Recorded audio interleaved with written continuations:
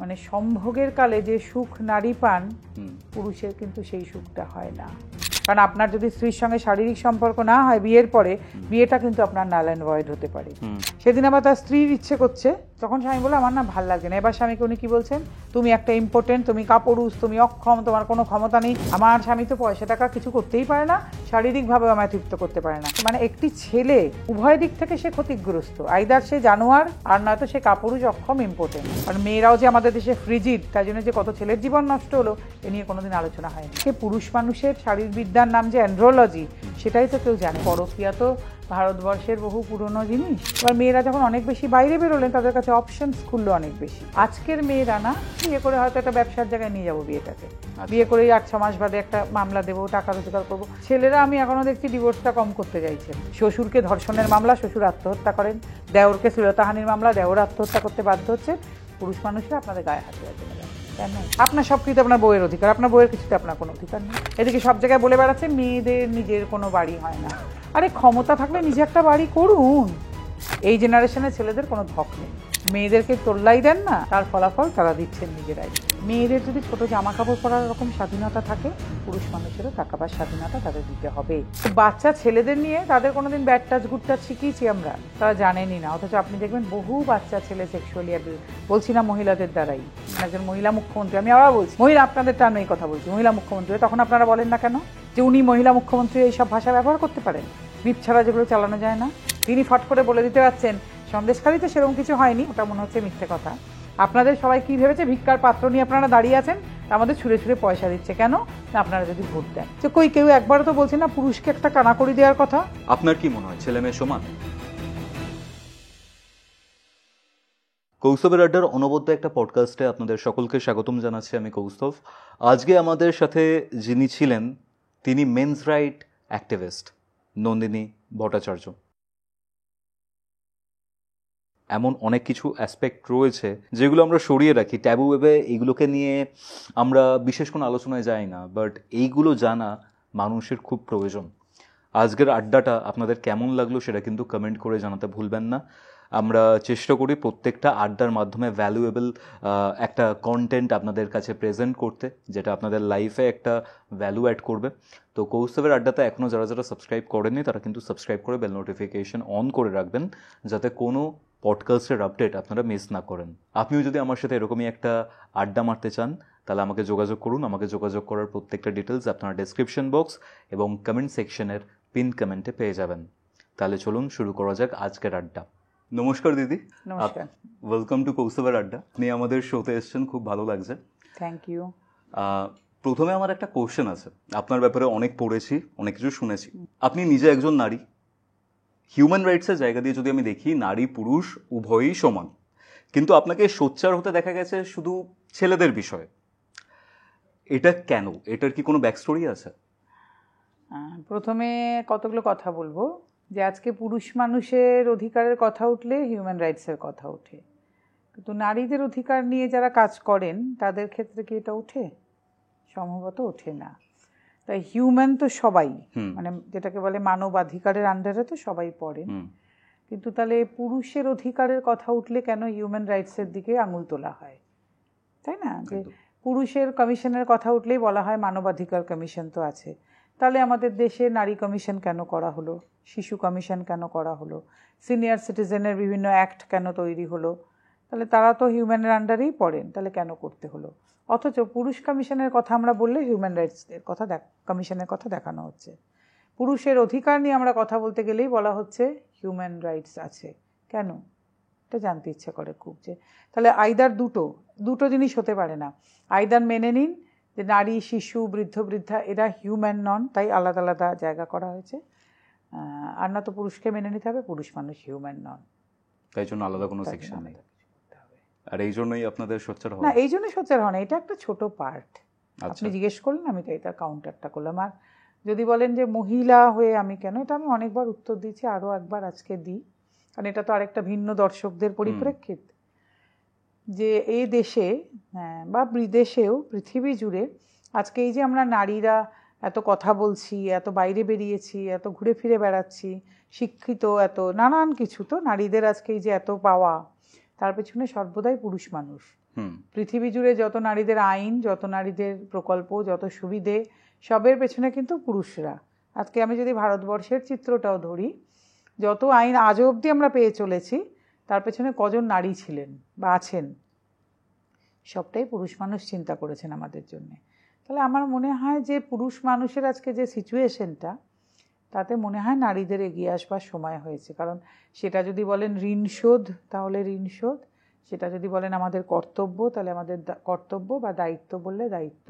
আমরা যদি না এগোই তাহলে কিন্তু অনেক দেরি হয়ে যাবে আমার মনে হয়। আপনার মনে হয় না যে এখনই অনেকটা দেরি হয়ে গেছে? দেরি তো অনেক কাল আগেই হয়েছে, কিন্তু আমার মনে হয় এখনও যদি আমরা না এগোই, না আমরা বলি, তাহলে হয়তো অনেকটাই দেরি হয়ে যাবে।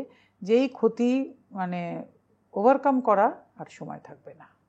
ওকে, আমরা অনেক ক্ষেত্রেই শুনে থাকি যে মেয়েরা নিপীড়িত, অবলা, স্ট্রাগল করছে।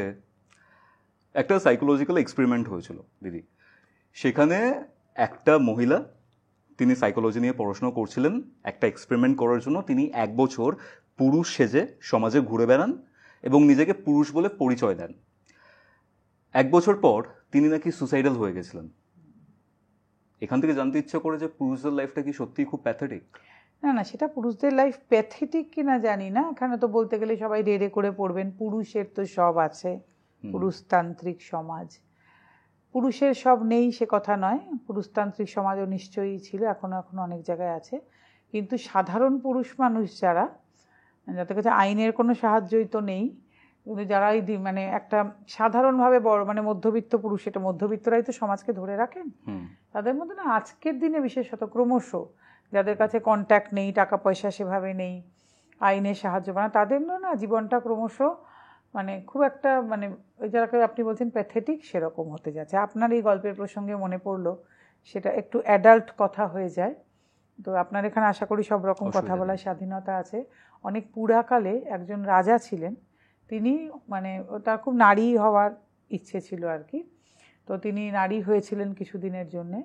তো তিনি নারী হওয়ার পর আবার যখন তাকে পুরুষ হওয়ার বর দেওয়া হলো, তিনি আবার পুরুষ হতে চাননি। তার একমাত্র কারণ কি জানেন? তিনি বলেছিলেন যে মানে সম্ভোগের কালে যে সুখ নারী পান, পুরুষের কিন্তু সেই সুখটা হয় না। তাহলে বুঝতে পারছেন যে সম্ভোগজনিত যে সুখ, সেটা কিন্তু নারী যেটা পান, পুরুষ সেটা পান না। অর্থাৎ উনি সেক্সুয়াল প্লেজারটাও মানে বলেছিলেন নারীরা অনেক বেশি পান পুরুষের তুলনায়। তাই উনি আর নারী হতে চাননি।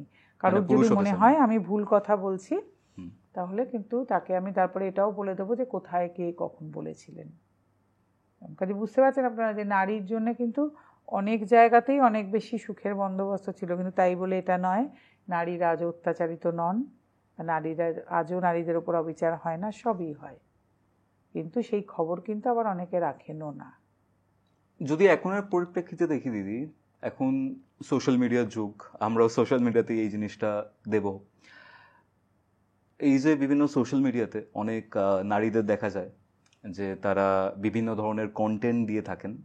পার্সোনালি আমার খুব একটা কোয়ালিটি কন্টেন্ট সেগুলো মনে হয় না, বলাটা ঠিক কিনা জানি না, বাট মনে হয় যে দেহ দেখাচ্ছেন বা শো করছেন, সেটার মাধ্যমে লাইক, সাবস্ক্রাইব এগুলো তারা পাচ্ছেন। কমেন্ট সেকশনে দেখা যায় যে অনেকেই কমেন্ট করে লেখেন যে ফাদারলেস বিহেভিয়ার।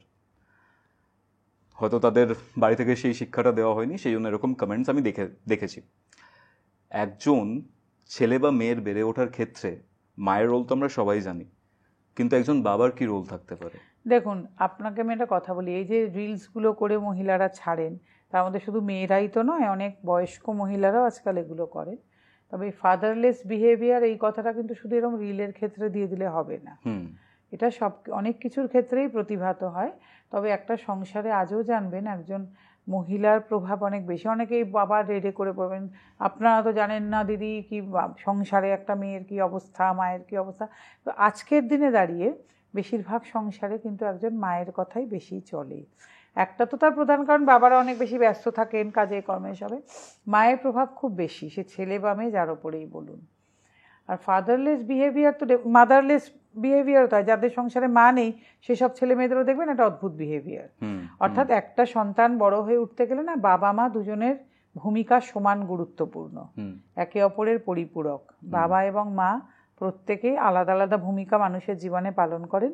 কাজে যাদের মা নেই তারা জানেন তারা কী কী থেকে বঞ্চিত হয়েছেন, আর যাদের বাবাকে গুরুত্ব দেওয়া হয়নি জীবনে তারাও এটা জানেন, বা বাবা নেই, বাবা চলে গেছেন, তারা জানেন তাদের বাবার ভূমিকা কতখানি, একজন বাবার ভূমিকা মানুষের জীবনে কতখানি। কাজে এই রিলস করা বা কিছুর পেছনে শুধু ফাদারলেস বিহেভিয়ার, এটা আমি মানতে পারলাম না। যাদের বাড়িতে বাবা সম্পূর্ণভাবে বিরাজমান এবং মাও আছেন, তারা বহু বহু মানুষ এগুলো করছেন। কাজে এটা এরম করে দেখে দেওয়া যায় না। আজকের দুনিয়াটাই বদলে গেছে। যারা এগুলো করছেন তাদের মধ্যে অনেকে আছেন কাকিমার বয়সী, মায়ের বয়সী মানুষজন এসব করছেন। তাদের আপনি কি করে ফাদারলেস বিহেভিয়ারের সংজ্ঞা দেবেন? সেটার পেছনে অনেক গভীরতম কারণ আছে। এরকম খুব একটা, এটা না খুব একটা স্ট্রে মন্তব্য হয়ে যায় যে ফাদারলেস বিহেভিয়ার। মানুষ এখন আস্তে আস্তে একটু পাল্টে যাচ্ছে। মানুষের মানে আগেকার দিনে একটা শালীনতা বজায় রেখে জিনিসপত্র করার প্রবণতা ছিল। আস্তে আস্তে আমরা কিছু কিছু ক্ষেত্রেও দেখলাম যে এগুলো পরিবর্তিত হচ্ছে। মমতা দেবী, মমতা শঙ্করের কথা বলছি, কিছুদিন আগে একটা মন্তব্য করেছিলেন পোশাক নিয়ে। সেখানে অনেক মানুষ তার এগেনস্টে গিয়ে অনেক ধরনের কথাবার্তা বলেছেন। আপনার কি মনে হয় যে উনি কথাটা খুব একটা ভুল বলেছেন বলে? দেখুন, আমি একটা কথা বলি, উনি নিজে সবসময় খুব শালীনভাবে পোশাক টোশাক পরেছেন, উনি কথাটা বলেছেন। তবে আমি মনে করি যারা ওনার সঙ্গে এই জিনিসটা নিয়ে তর্কে লিপ্ত হলেন, তারা কিন্তু কোথাও একটা গিয়ে বোধহয় প্রমাণ করতে চাইলেন যে মেয়েদের সবটুকুই, সব স্বাধীনতাটুকুই কি তাহলে ওইভাবে শাড়ি পরার মধ্যে এসে আটকালো। আমি নিজে এটা নিয়ে কোনো কথা, আমাকে অনেকে এটা নিয়ে কথা বলতে বলেছেন, আমি কোথাও এটা নিয়ে কথা বলতে চাইনি। কারণ যারা এরকম করে শাড়ি পরেন বা না পরেন, আমি কোনো কিছু নিয়েই কথা বলিনি। তা আমার বক্তব্য, এটা নিয়ে কোনো তর্কে যাওয়াই উচিত হয়নি। উনি ওনার একটা বক্তব্য পেশ করেছেন। যারা এটা নিয়ে তর্কে নামলেন বা যারা এর পক্ষে কথা বললেন বা কিছু করলেন, তারা প্রমাণ করে দিলেন তারা মেয়েদের সব স্বাধীনতাটুকুই ওর মধ্যে আটকে ফেললেন। মানে পোশাক আশাকের মধ্যে, পোশাক আশাক শুধু না, উনি যেভাবে শাড়ি পরার কথা বলেছেন, যে মেয়েদের স্বাধীনতা তো শুধু ওইটুকুর মধ্যে আটকে থাকে না, তারা বোধহয় জবরদস্তি করে স্বাধীনতাটাকে ওইটার মধ্যে আটকাতে চাইলেন। মেয়েদের স্বাধীনতাটা তো ছোট জিনিস নয়, অনেক বড় জিনিস। অনেক অনেক কিছু, অনেক কষ্ট করে, অনেক লড়াই ঝগড়া করে কিন্তু মেয়েরা স্বাধীনতা পেয়েছেন। কাজে সেটাকে তো ছোট জিনিসের মধ্যে বোধহয় আটকে না ফেললেও ওনারা পারতেন এটা নিয়ে লড়াই ঝগড়া করে। আমার একটা ব্যক্তিগত অভিমত, বারবার বললাম।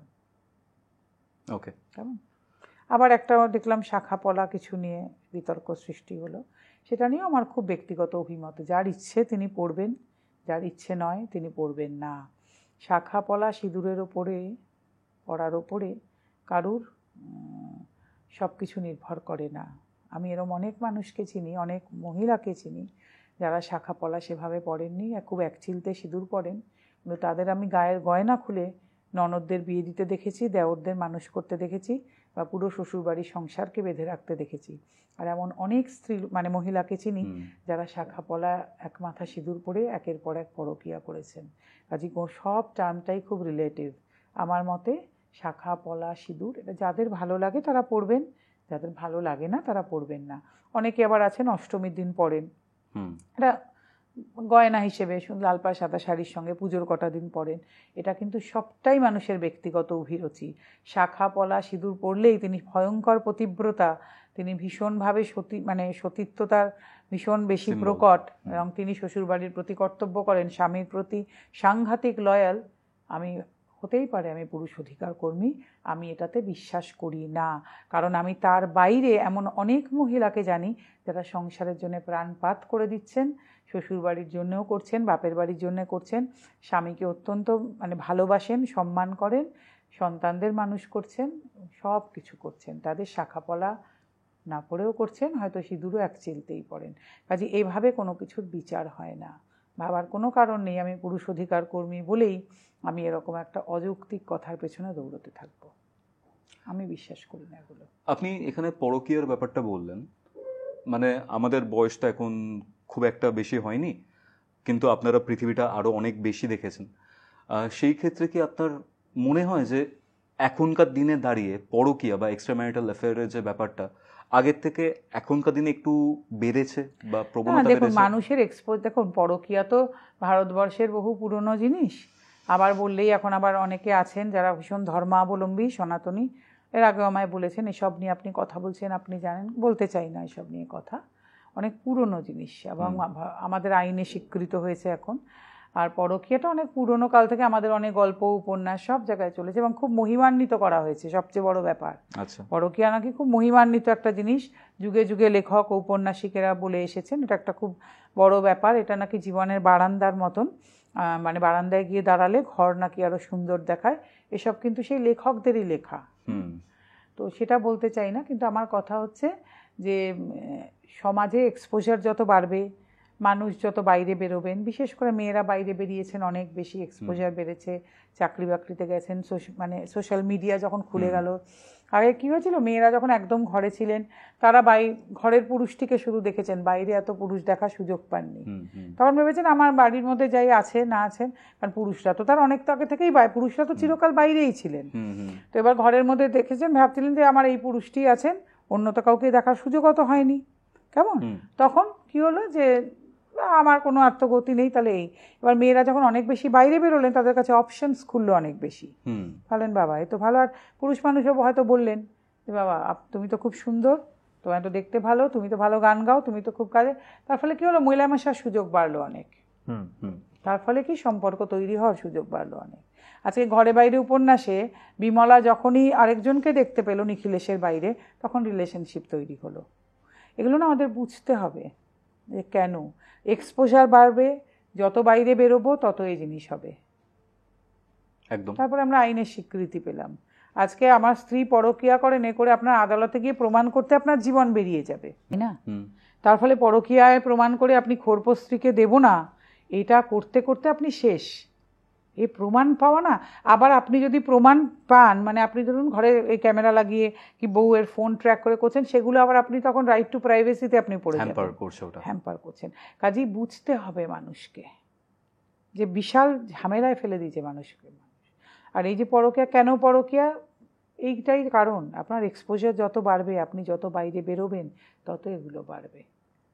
তাই বলে আপনি এটা তো আর এখন পারবেন না, মেয়েদের আপনি ঘরে আটকে ফেলছেন, আর মেয়েদের আপনি বলতে পারবেন না তোমার জন্য রান্নাঘর আর শোবার ঘরই তোমার একমাত্র ডেস্টিনি, সে তো যুগ পেরিয়ে এসেছেন আপনি। তাই এর মধ্যে থেকে পুরুষ মানুষকে ভাবতে হবে যে আমি কি করে এই পরিবেশ, এই সিচুয়েশন থেকে আমি নিজেকে কি করে ঠিক করে চলবো, মানে ঠিক রাখবো, মানে নিজের রাস্তাটা নিজের স্ট্র্যাটেজি বার করতে হবে। পুরুষ মানুষ সম্পর্ককে ইমোশনাল চোখে দেখেন এখনো অনেক বেশি, সেই ইমোশন থেকে স্ট্র্যাটেজির জায়গায় যেতে হবে। তার মানে পুরুষদের জীবনে এমনিতেই কম্পিটিশন আগে থেকেই ছিল। কম্পিটিশন কিনা জানি না, পুরুষ মানুষ না এখনো বিয়ে ব্যাপারটা, সম্পর্ক ব্যাপারটা খুব ইমোশনালি দেখেন। তাই বলে কি ব্যতিক্রম নেই? ব্যতিক্রম নিশ্চয়ই আছে। বহু পুরুষ কি নারীকে ঠকান না? নিশ্চয়ই প্রতারণাও করেন, কিন্তু বেশিরভাগ পুরুষ আজও বিয়ে করলে তার মধ্যে না ভালো একটা সম্পর্কের মধ্যে একটা আশ্রয় খোঁজেন, ভালোবাসা হবে, স্থায়ী হবে, এরকম একটা ব্যাপার খুঁজে চলেন, বাচ্চা কাচ্চা হবে, সব কিছু হবে, একটা সংসার, ফ্যামিলি হবে। আজকের মেয়েরা না, এটা কেউ নেই বলবো না, তাহলে তো পৃথিবী ধ্বংস হয়ে যেত। মন্দ যদি 43, এখনো ভালোর সংখ্যা 57। তাহলে কি কোনো মেয়েরাই সংসার করছেন না, শ্বশুরবাড়ি থাকছে না, বাপের বাড়ি শ্বশুরবাড়ি নিয়ে ভালোভাবে নেই? অনেকেই আছেন। কিন্তু মেয়েরা, তার মধ্যে একটা 40% মহিলার একটা প্রবণতা তৈরি হয়েছে, বিয়েটাকে এরকমভাবে দেখবো, মানে খুব বেশি প্রায়োরিটাইজ শুধু না, বিয়ে করে হয়তো একটা ব্যবসার জায়গায় নিয়ে যাবো বিয়েটাকে, বিয়ে করে 8-6 মাস বাদে একটা মামলা দেবো, টাকা রোজগার করবো, বহু মানে এটা 40% মহিলার মধ্যে এই প্রবণতা তৈরি হয়েছে। তার ফলে পুরুষ মানুষের চাইলেও মুশকিল হয়ে, আমি বারবার বলছি, বলে পুরুষ মানুষ প্রতারণা করছেন না, 3-4টে বিয়ে করে 5-6টা মেয়েকে ঠকাচ্ছেন না, করছেন হয়তো, কিন্তু পুরুষ মানুষ আইনগত দিক থেকে ভাবে কোনো সাহায্য পাচ্ছেন না। তাদের সাথে যখন ধরা পড়ছেন সোজা শ্রীঘর। কিন্তু পুরুষ মানুষ যে 5-6টা বিয়ে করে নেবেন, বা একটা বিয়ে করে ডাইভোর্স চাইলেই পেয়ে গিয়ে খোরপোশ আদায় করবেন, টাকা আদায় করবেন, এই জায়গাটা পুরুষ মানুষের তো নেই। তার ফলে একটু মুশকিল পুরুষ মানুষের। কিন্তু মেয়েরা আইনের সাহায্যটা পাচ্ছেন না বেশিরভাগ জায়গায়। কিন্তু আবার বহু মেয়েকে দেখবেন যাদের কাছে কোনো জোর নেই, তারা হয়তো সেই আইনের সাহায্য না পেয়ে তারাও অনেক জায়গায় প্রতারিত হচ্ছেন। কিন্তু মেয়েদের সঙ্গে আইনের সাহায্যটা আছে বেশি, অনেক মেয়েদের, যাতে সেই বুদ্ধিটা আছে, যাতে সেই জোরটা আছে, তার ফলে তারা এই জিনিসটাকে নিয়ে ছেলে খেলা করছেন। সেই ছেলে খেলার ফলে বহু মেয়ের কিন্তু খুব অসুবিধাও হয়ে যাচ্ছে। একদমই তাই। তারা মানে সম্মান নিয়ে বাঁচতে পারছেন না, তাদের কথা কেউ বিশ্বাস করছে না, এই কর্মক্ষেত্রে তাদের জায়গা সংকুচিত হয়ে আসছে, এটা গন্ডগোল হয়ে যাচ্ছে। কর্মক্ষেত্রে জায়গাটা সংকুচিত হয়ে আসছে, এই জায়গা থেকে আমি আসছি। ব্যাপারটা কি এরকম যে ধরুন কোনো ফিমেল এমপ্লয়িকে নেওয়া হলো কাজের ক্ষেত্রে, এবং যেহেতু আইনটা অনেকটা মেয়ে কেন্দ্রিক বা মেয়েদের ফেভারে রয়েছে, সেই ক্ষেত্রে অনেক ক্ষেত্রেই আমরা শুনতে পাচ্ছি পুরোটাই মেয়েদের ফেভারে আছে, পুরোটাই মেয়েদের ফেভারে। তো অফিসের এগেনস্টে, বসের এগেনস্টে যারা পুরুষ, তাদের এগেনস্টে কেস করাটা বা মিথ্যে কেস করাটা যদি আমি বলি, সেটা অনেকটা ইজিয়ার। অনেকটা, পুরোটাই ইজিয়ার। আমি আপনাকে একটা কথা বলি, এই জায়গায় মেয়েরা কত বড় বোকামি করেছেন বুঝুন। ইজিয়ার মানে কি, আপনি এটা করলেন, মিথ্যে প্রমাণিত হলো, এবার এইসব খবর না হাওয়ার মতো ছড়ায়। এবার যেই মিথ্যে প্রমাণিত হলে আপনার কিন্তু অন্য কর্পোরেটে চাকরি পাওয়াটাও মুশকিল হয়ে যাবে। ওনাকে নিয়ে আর আজকাল না সবাই একটা রেফ চেক করে, ওখানে কিন্তু কর্পোরেটে সেক্সুয়াল হ্যারাসমেন্ট করে এসছে রে, ওটা কিন্তু মিথ্যে প্রমাণিত হয়েছে, কিনিস না। এইচারেও অনেক সময় কথা হয়, চাকরি পাওয়াটা আপনার দুষ্কর। আচ্ছা, আরেকটা কথা আমাকে বলুন, এই যে protection of sexual harassment posh from of women, আচ্ছা আপনার মহিলা বস, তিনি এক ঘর লোকের সামনে আপনাকে গালাগাল করেছেন, আপনিও একজন মহিলা, ঠিক আছে, এবার আপনি তো আর কোনো কমপ্লেন করতে পারছেন না, কারণ এটা তো সেক্সুয়াল হ্যারাসমেন্ট নয়। কিন্তু হ্যারাসমেন্ট নয়, আপনাকে এক ঘর লোকের সামনে। এবার আরেকটাও আমি বলি, ধরুন আপনার ছেলের শরীর খারাপ, মহিলা আপনি, আপনার শাশুড়ির শরীর খারাপ, মায়ের শরীর খারাপ, আপনাকে হসপিটাল যেতে হবে, মহিলা বস ছুটি দিলেন না, পুরুষ বসও দিলেন না, কিন্তু সেটা তো সেক্সুয়াল হ্যারাসমেন্ট নয়, কোথায় কমপ্লেন করবেন আপনি?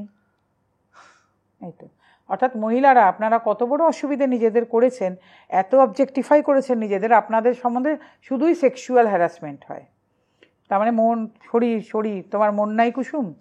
আপনাদের তো কিছু নেই, মাথা বা মন, আপনাদের একটা করে শরীর আছে শুধু, আর সব কিছু আপনাদের ওই সেক্সুয়াল কিছুর মধ্যে ঘুরে বেড়ায়, আপনাদের শুধু শ্লীলতাহানি হয়, আপনাদের মাথা টাথাও কিছু নেই, মন টনও কিছু নেই, কাজে যা কিছু আপনারা করছেন আপনাদের শরীর সংক্রান্ত, নিজেদের কত বড় অবজেক্টিফাই করে ফেলেছেন, অন্য কিছুতে আপনাদের মাথা ব্যথাই নেই। এখানে যদি আমরা একটা অ্যাসপেক্ট দেখি, যে ধরুন একজন বস, সে তার অফিসে ফিমেল এমপ্লয়ি নিচ্ছে, তার আগেনস্টে মিথ্যা অপপ্রচার হলো, অ্যালিগেশন হলো, সে তো ইন ফিউচার কোনো ফিমেল এমপ্লয়িকে নেওয়ার আগে 500 বার ভাববে। সেটাও তো আমি বলছি, কিন্তু আপনি উল্টোটাও ভাবুন না, যে আজকে একজন মহিলা বসই আপনাকে 4টে গালাগাল করলো মানে সব পুরো অফিসের ফ্লোরে, আপনি তো কিছুই করতে পারছেন না, তার কারণ আপনারা তো সায় দিয়েছেন। আপনাদের তো প্রথম দিন কমপ্লেন করা উচিত ছিল, যেটা POH হোক, তাহলে কি ছেলেরাও এর মধ্যে ঢুকতে পারতেন। প্রিভেনশন অফ হ্যারাসমেন্ট করা উচিত ছিল, তাহলে সবাই ঢুকতেন, ছেলেরাও কমপ্লেন করতে পারতো, আর সেই হ্যারাসমেন্টের আন্ডারে তো সেক্সুয়াল হ্যারাসমেন্টও ঢুকতো না। আপনারা কি করলেন, শুধু সেক্সুয়াল হ্যারাসমেন্ট রাখলেন। ওই যে আবার বলছি, কারণ আপনাদের মাথায় তো শরীর ছাড়া কিছু ঘোরে না, আপনাদের যাই হোক সবাই পৃথিবীর আপনাদের গায়ে হাত দেওয়ার জন্য ব্যস্ত, আপনারা সারাক্ষণ এই একটা চিন্তায় ঘুরে বেড়াচ্ছেন, পৃথিবীর সবাই পুরুষ মানুষরা আপনাদের গায়ে হাত দেওয়ার জন্য ব্যস্ত। কেন এত নিজেদেরকে ছোট কেন করে ফেলছেন আপনারা? কারণ শুধু অবজেক্ট হিসেবে ট্রিট হচ্ছে তখন। আপনাদের কেন এটা মনে হয় না যে তার বাইরেও তো হ্যারাসমেন্ট হয়? ডেফিনেটলি। কেন আপনারা এটা ভাবেন না, আমি এটাই বুঝতে পারি না।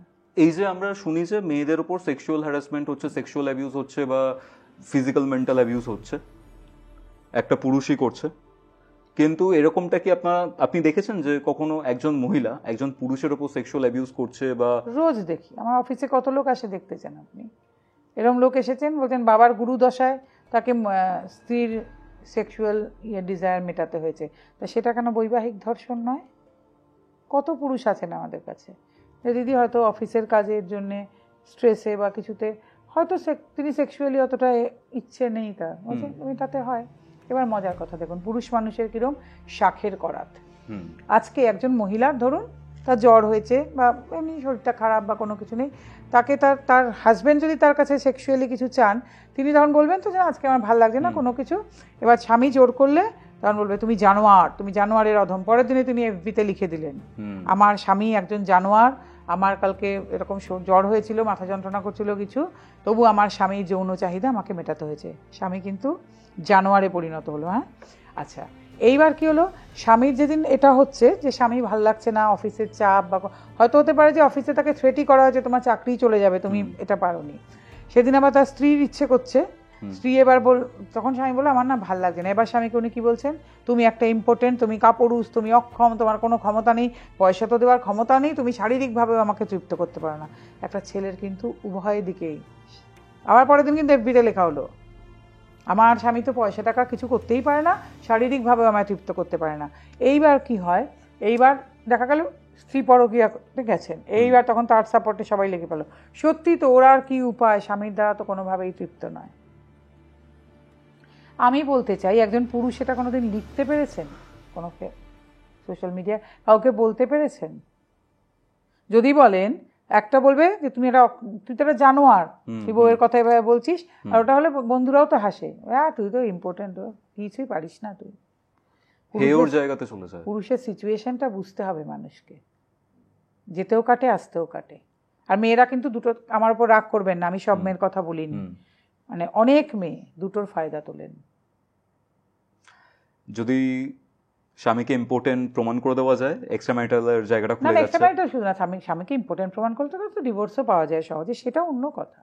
কিন্তু আমি ধরলাম কিছুই সে করছে না, কিন্তু এটা করতে পারে, মানে একটি ছেলে উভয় দিক থেকে সে ক্ষতিগ্রস্ত। আইদার সে জানোয়ার, মানে কি বলবো, অসভ্য, বদমাইশ, সব অবস্থাতেই তার স্ত্রীকে বিছানায় চাই, আর নয়তো সে কাপুরুষ, অক্ষম, ইম্পর্টেন্ট, সে কিছুভাবেই স্ত্রীকে তৃপ্ত করতে পারে না। কারণ এটা সবাই মাথায় রাখবেন, বিবাহিত জীবনে কনজুগাল লাইফ কিন্তু একটা খুব বড় রোল প্লে করে, এটা কিন্তু আমাদের মাথায় রাখতে হবে। ইভেন আইন আদালতে গিয়েও এর মধ্যে কিন্তু কোনো লজ্জা, লুকোনো, ছাপা কিচ্ছু নেই। কারণ আপনার যদি স্ত্রীর সঙ্গে শারীরিক সম্পর্ক না হয় বিয়ের পরে, বিয়েটা কিন্তু আপনার নাল অ্যান্ড ভয়েড হতে পারে। কাজে এর মধ্যে কোনো লজ্জা শরমের কোনো বিষয় নেই। কনজুগাল লাইফ একটা বড় রোল প্লে করে বিবাহিত জীবনে, এগুলো আমাদের বোঝা দরকার। কারণ আমরা এখনো ম্যাচিওরই হয়ে উঠতে পারিনি, আমরা এই জিনিসগুলো নিয়ে আলোচনাই করতে পারি না। We are not enough matured. মানে এখনকার দিনে কি, মানে এই যে আপনি বলছেন যে আমরা এখনো ম্যাচিওর হতে পারিনি এইসব নিয়ে, আমরা ম্যাচিওর তো নই আলোচনা করার জন্য, ভারতীয়রাই নই। এক্ষেত্রে কি মানে lack of sex education, every education, আমাদের বাড়িতে আমাদের যেভাবে বড় করা হয় সমস্ত ভারতীয়দেরই, সেক্স আমাদের কাছে একটা ট্যাবু। সেক্সুয়াল আলোচনা বাবা মায়ের সঙ্গে মানে কোথাও দরজা বন্ধ করে আলোচনা করতে হবে। সিনেমায় সিন দেখানো হলে চ্যানেল ঘুরিয়ে দেওয়া হতো আগেকার দিনে, এখন তো কি হয় অতটা জানি না। সেক্সুয়াল আলোচনা আমাদের দেশে ট্যাবু, করা যাবে না। আর ছোটবেলা থেকে ছেলেরা বড় হয়ে ওঠেন সিনিয়র দাদাদের কাছ থেকে বা এর কাছ থেকে ভুলভাল আলোচনায়, যার ফলে সেটা তাদের পরবর্তী বিবাহিত জীবনেও প্রভাব ফেলে। মেয়েরাও তো ওই বান্ধবীদের সঙ্গে, তাও মেয়েরা মায়েদের সঙ্গে সেক্সুয়াল আলোচনা কতটা কি করতে পারেন আমি জানি না, কিন্তু তাও হয়তো মায়ের সঙ্গে কখনো বিয়ের আগে মা একটু শিখিয়ে পড়িয়ে দিল, ভাই দিদি বন্ধু এদের সঙ্গে, ফুল ট্যাবু একটা। আজকের দিনে অবশ্য তবু আগের থেকে হয়তো একটু চিত্র বদলেছে, তবু ছেলেদের কিন্তু সেই জায়গাটা বদলেনি। ছেলেরা জীবনে মায়ের সঙ্গে সব আলোচনা করে না, বাবা তো দূরস্থান, বাবা তো এমনিতেই অনেক দূরে হয়ে যান। আর বন্ধু বান্ধব, ওই বন্ধুরাও তো তথই বছর, কেউ পর্নোগ্রাফি দেখে শিখেছে, কেউ ব্লু ওই বই দেখে শিখেছে, এই তো মানে সায়েন্টিফিক নলেজ যেটাকে বলে, because it's a very big science, মানে সায়েন্টিফিক যে আলোচনা কি হলে কি হয়, শারীরবৃত্তীয় পরিবর্তন কোথায় গেলে, এই যে আজকে পুরুষ মানুষের শারীরবিদ্যার নাম যে অ্যান্ড্রোলজি, সেটাই তো কেউ জানে না। মেয়েদের যে গাইনোকোলজিস্টের কাছে নেওয়া হয়, তো ছেলেদেরও যে তাদের বয়স বাড়লে পিউবার্টির সময় তাদেরও যে অ্যান্ড্রোলজিস্টের কাছে নেওয়া উচিত, এসব কি কেউ জানে? আমাদের দেশে অ্যান্ড্রোলজিস্ট কোথায়? আমাদের দেশে খুব কম, মানে কলকাতায় তো কেউ প্রায় নেই, যে এক আধজন আছেন তাদেরকে ইউরোলজিস্টের তকমা দিয়ে দেওয়া হয়েছে। এই শেখানো যে কি হলে কি হয়, এর মধ্যে কোনো লজ্জার বিষয় নেই তো, না নেই, কোনোই লজ্জার বিষয় নেই এর মধ্যে। এগুলো আমরা না জানার ফলে সেক্স আমাদের ট্যাবু, মজার বিষয়। অথচ সেই মানে সেক্স জিনিসটার উদযাপনের জন্যই কিন্তু আমাদের এত বড় ঘটা করে বিয়ে থা করানো হয়। তখন আবার যদি মানে যেটা আমরা দরজা বন্ধ করে আলোচনা করি বলি না, অথচ সেই বিয়ের পরে সেই দরজা বন্ধটা ঠিক মতন না হলে কিন্তু চেঁচামেচি, ও তার মানে ওদের মধ্যে এই সম্পর্কটা হয়নি, কি হবে, ঠিক মতো সম্পর্কই হলো না। তখন কিন্তু দরজা বন্ধটা যদি ঠিক মতো না হয়, তখন যদি সম্পর্কটা ঠিক মতো না হয়, তখন কিন্তু আবার চেঁচামেচি হয়ে যাচ্ছে। দেখলি ঠিক মতো কনজুগাল লাইফটা ঠিক হলো না, কি হবে এ বাবা হয়। বেশিরভাগ ক্ষেত্রে ছেলেটারই দোষ হয়, কারণ মেয়েরাও যে আমাদের দেশে ফ্রিজিড, তাই জন্য যে কত ছেলের জীবন নষ্ট হলো এ নিয়ে কোনোদিন আলোচনা হয়নি। যত আমাদের দেশে সহজলভ্য ইম্পর্টেন্ট ওয়ার্ডটা, ফ্রিজিড ওয়ার্ডটা ততটা কি আমাদের দেশে সহজলভ্য? আকছার মেয়ে আছেন আমাদের দেশে ফ্রিজিড, তাদের নিয়ে কজন আলোচনা করেন? আবার সেই একই কারণে, কারণ মেয়েরা আমাদের দেশে দেবী, মায়ের জাত, ঈশ্বরী, তাদের সঙ্গে ফ্রিজিড, তারা ফ্রিজিড, তাদের এই আলোচনা হবে। ফ্রিজিড ব্যাপারটা কি? যেরকম ইম্পর্টেন্ট যে অনেক মেয়ে আছেন মানে সেক্সুয়াল কোনো আর্টস আছে না, সেক্সুয়াল আর্টস তাদের কম আছে, হতেই পারে, এর মধ্যে কোনো অন্যায় তো নেই। ছোটবেলায় কোনো কারণে হয়তো তারা এফেক্টেড হয়েছিলেন, ট্রমা হতে পারে, বা তাদের শারীরিক বৃত্তীয় ভাবেই তারা অতটা ওরকম নন।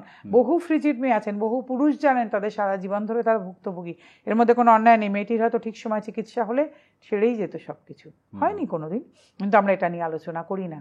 আমরা সহজে ছেলেদেরকে ইম্পর্টেন্ট বলে দেখে দিই, তত সহজে কি মেয়েদের আমরা ফ্রিজিড বলে দেখে দিই না। কিন্তু অনেক ছেলে আমাদের কাছে আসেন, বলেন, আমরা জানি, যেহেতু আমরা এটা নিয়ে কাজ করি। তাই তাহলে এই ক্ষেত্রে সমস্যার আমার কাছে কথা সব নিয়ে আলোচনা হোক, ডেফিনেটলি। সব যারা মেয়েদের নিয়ে কাজ করেন তাদের কাছে আমার বিনীত অনুরোধ যে আপনারা একচোখো হয়ে এভাবে থাকবেন না, আপনারা সব নিয়ে আলোচনা করতে শিখুন।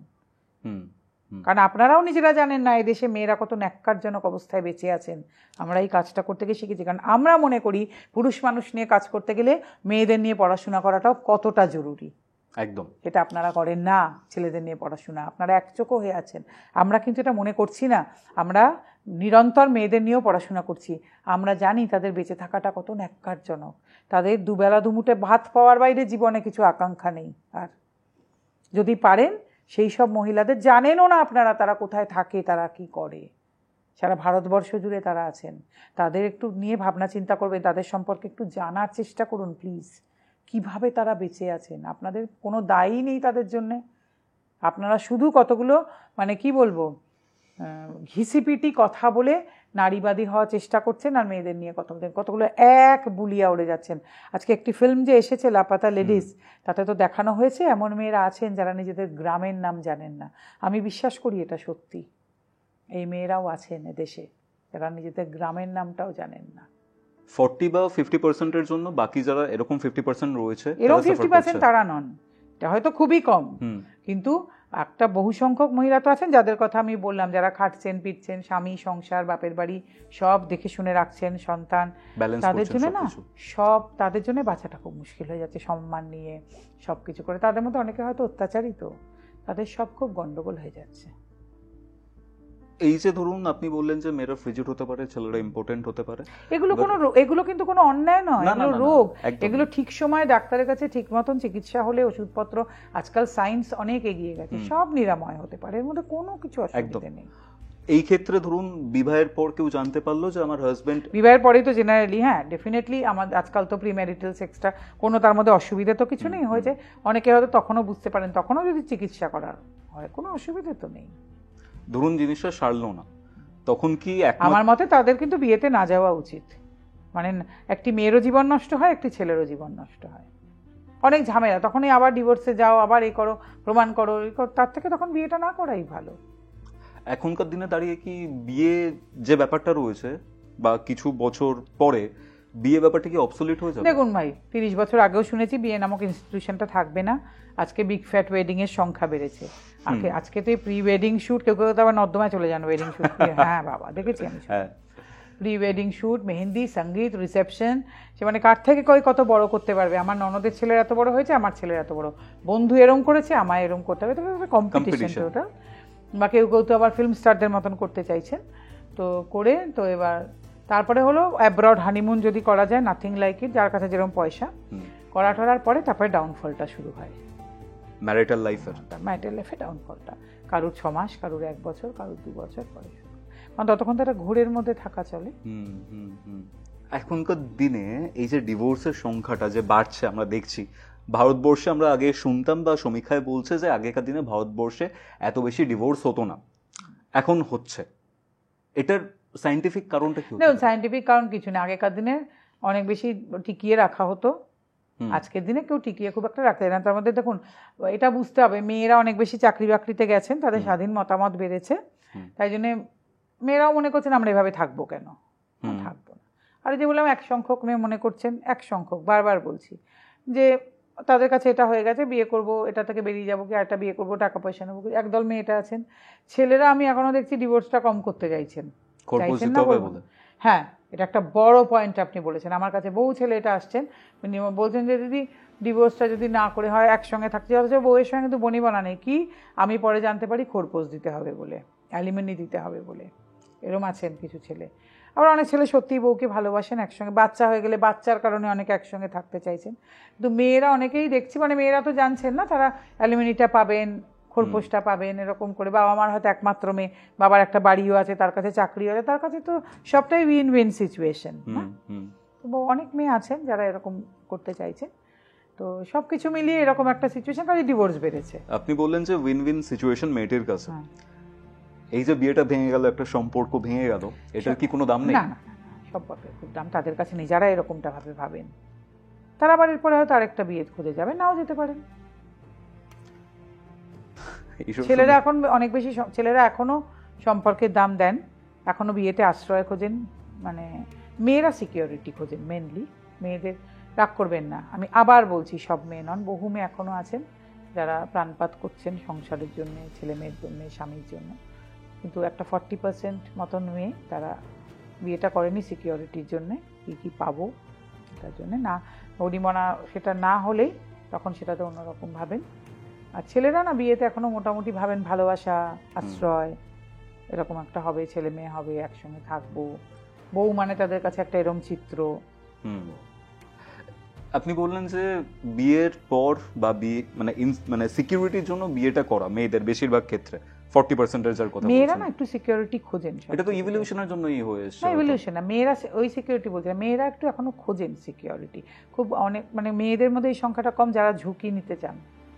আচ্ছা, যে আমি একটা এইভাবে মানুষ হয়েছে, আমি একটা বেকার ছেলেকে পট করে বিয়ে করব, আমি একটা এমন ছেলেকে বিয়ে করবো যাকে নিলে আমার খুব কষ্ট করতে হবে, এখনো মেয়েরা এটা কম ভাবেন। ভাবেন না, কেউ বলবো না, কেউ ভাবেন না, এটা হতেই পারে না, অনেকে ভাবেন, কম ভাবেন। কিন্তু সেখানে আমরা দেখি তাদের ফ্যামিলি বলে যে ফ্যামিলি তো আরোই ভাবেন না। হ্যাঁ, ফ্যামিলি তো আরোই ভাবেন না, মেয়েটা যদি বা ভাবে ফ্যামিলি মোটে ভাবে না, কারণ তারাও মেয়ের সিকিউরিটি নিয়েই চিন্তিত। অবশ্যই, অবভিয়াসলি। একটা কথা ছোটবেলা থেকে খুব বেশি শুনতাম যে পকেটে যদি টাকা না থাকে, বিয়ে প্রেম করে বিয়ে হোক বা যে করেই বিয়ে হোক, ভালোবাসা জানলা দিয়ে পালাবে। অবভিয়াসলি এটা এখনো সত্যি সমান। তাহলে এটা যদি সত্যি অ্যাকচুয়ালি হয়ে থাকে, তাহলে মেয়েদের কি সিকিউরিটি খোঁজাটা খুব একটা অসাধারণ ব্যাপার? না না না, চিরকালই ছিল তো, আমি তো বলছি না এটা এখন হঠাৎ নতুন হয়েছে। আমি আমার অনেক ছোটবেলাতেও এই জিনিসই দেখেছি। এই যে একটা হয় না যে মেয়েরা বলছে বিবাহের প্রতিশ্রুতি দিয়ে সহবাস করে যে মামলা টামলা করেন, এটা মেয়েদের জন্যই করা যায়, ছেলেরা তো করতে পারেন না। কিন্তু এটা জানবেন আজীবন মেয়েরা, আবার বলে দিচ্ছি সব মেয়ে নন, বহু মেয়ে আছেন অনেক পয়সাওয়ালা বাড়ির মেয়ে, এক কাপড়ে বাড়ি ছেড়েছেন প্রেম করার জন্য, অনেক মেয়েকে আমি চিনি। কিন্তু একটা বড় সংখ্যক মেয়ে যারা কিন্তু অনেকদিন প্রেম করার পরে প্রেমিককে ছেড়ে অন্য ছেলের হাত ধরেছেন সুনিরাপত্তার খাতিরে, মানে বাড়ি থেকে ঠিক করে দিয়েছে, পয়সাওয়ালা বাড়ি, এখানে বলেছেন কি করব বলো, বাড়ি থেকে মানছে না। এটা আজকের কথা বলছেন, আমি অনেক বছর আগেকার কথা বলছি।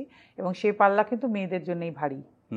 মেয়েরা, কারণ মেয়েরা ভাবেননি যে আমি গিয়ে এরকম, ছেলেটা হয়তো চাকরি পায়নি তখনও, হয়তো ছেলেটার বড় সংসার, যে আমি মানিয়ে নিতে পারবো কিনা। এবার সেটা ভুল না ঠিক সে প্রশ্ন কিন্তু আলাদা, কিন্তু মেয়েরা এটা অনেক বেশি করেছেন। এই যে বিবাহের প্রতিশ্রুতি দিয়ে সহবাস, সেটা একটা অন্য জিনিস এখনকার দিনে। এই যে সহবাস, মেয়েরা যখন সম্পর্কে ছিলেন তখন তো তিনি এটা সম্মতিক্রমেই করেছেন। ডেফিনেটলি যখন বনিবনা আর হচ্ছে না তখন ওটা উনি একটা মামলা করে দিলেন, কিন্তু উনি বুঝলেন না এটা খুব একটা অসম্মানজনক জিনিস। সম্পর্ক নাই, প্রেমের সম্পর্ক কি টেকে নাকি? অনেক সময় টেকে না। তাহলে এই জিনিসটা না খুব একটা অসম্মানজনক, এটা ঠিক না করা।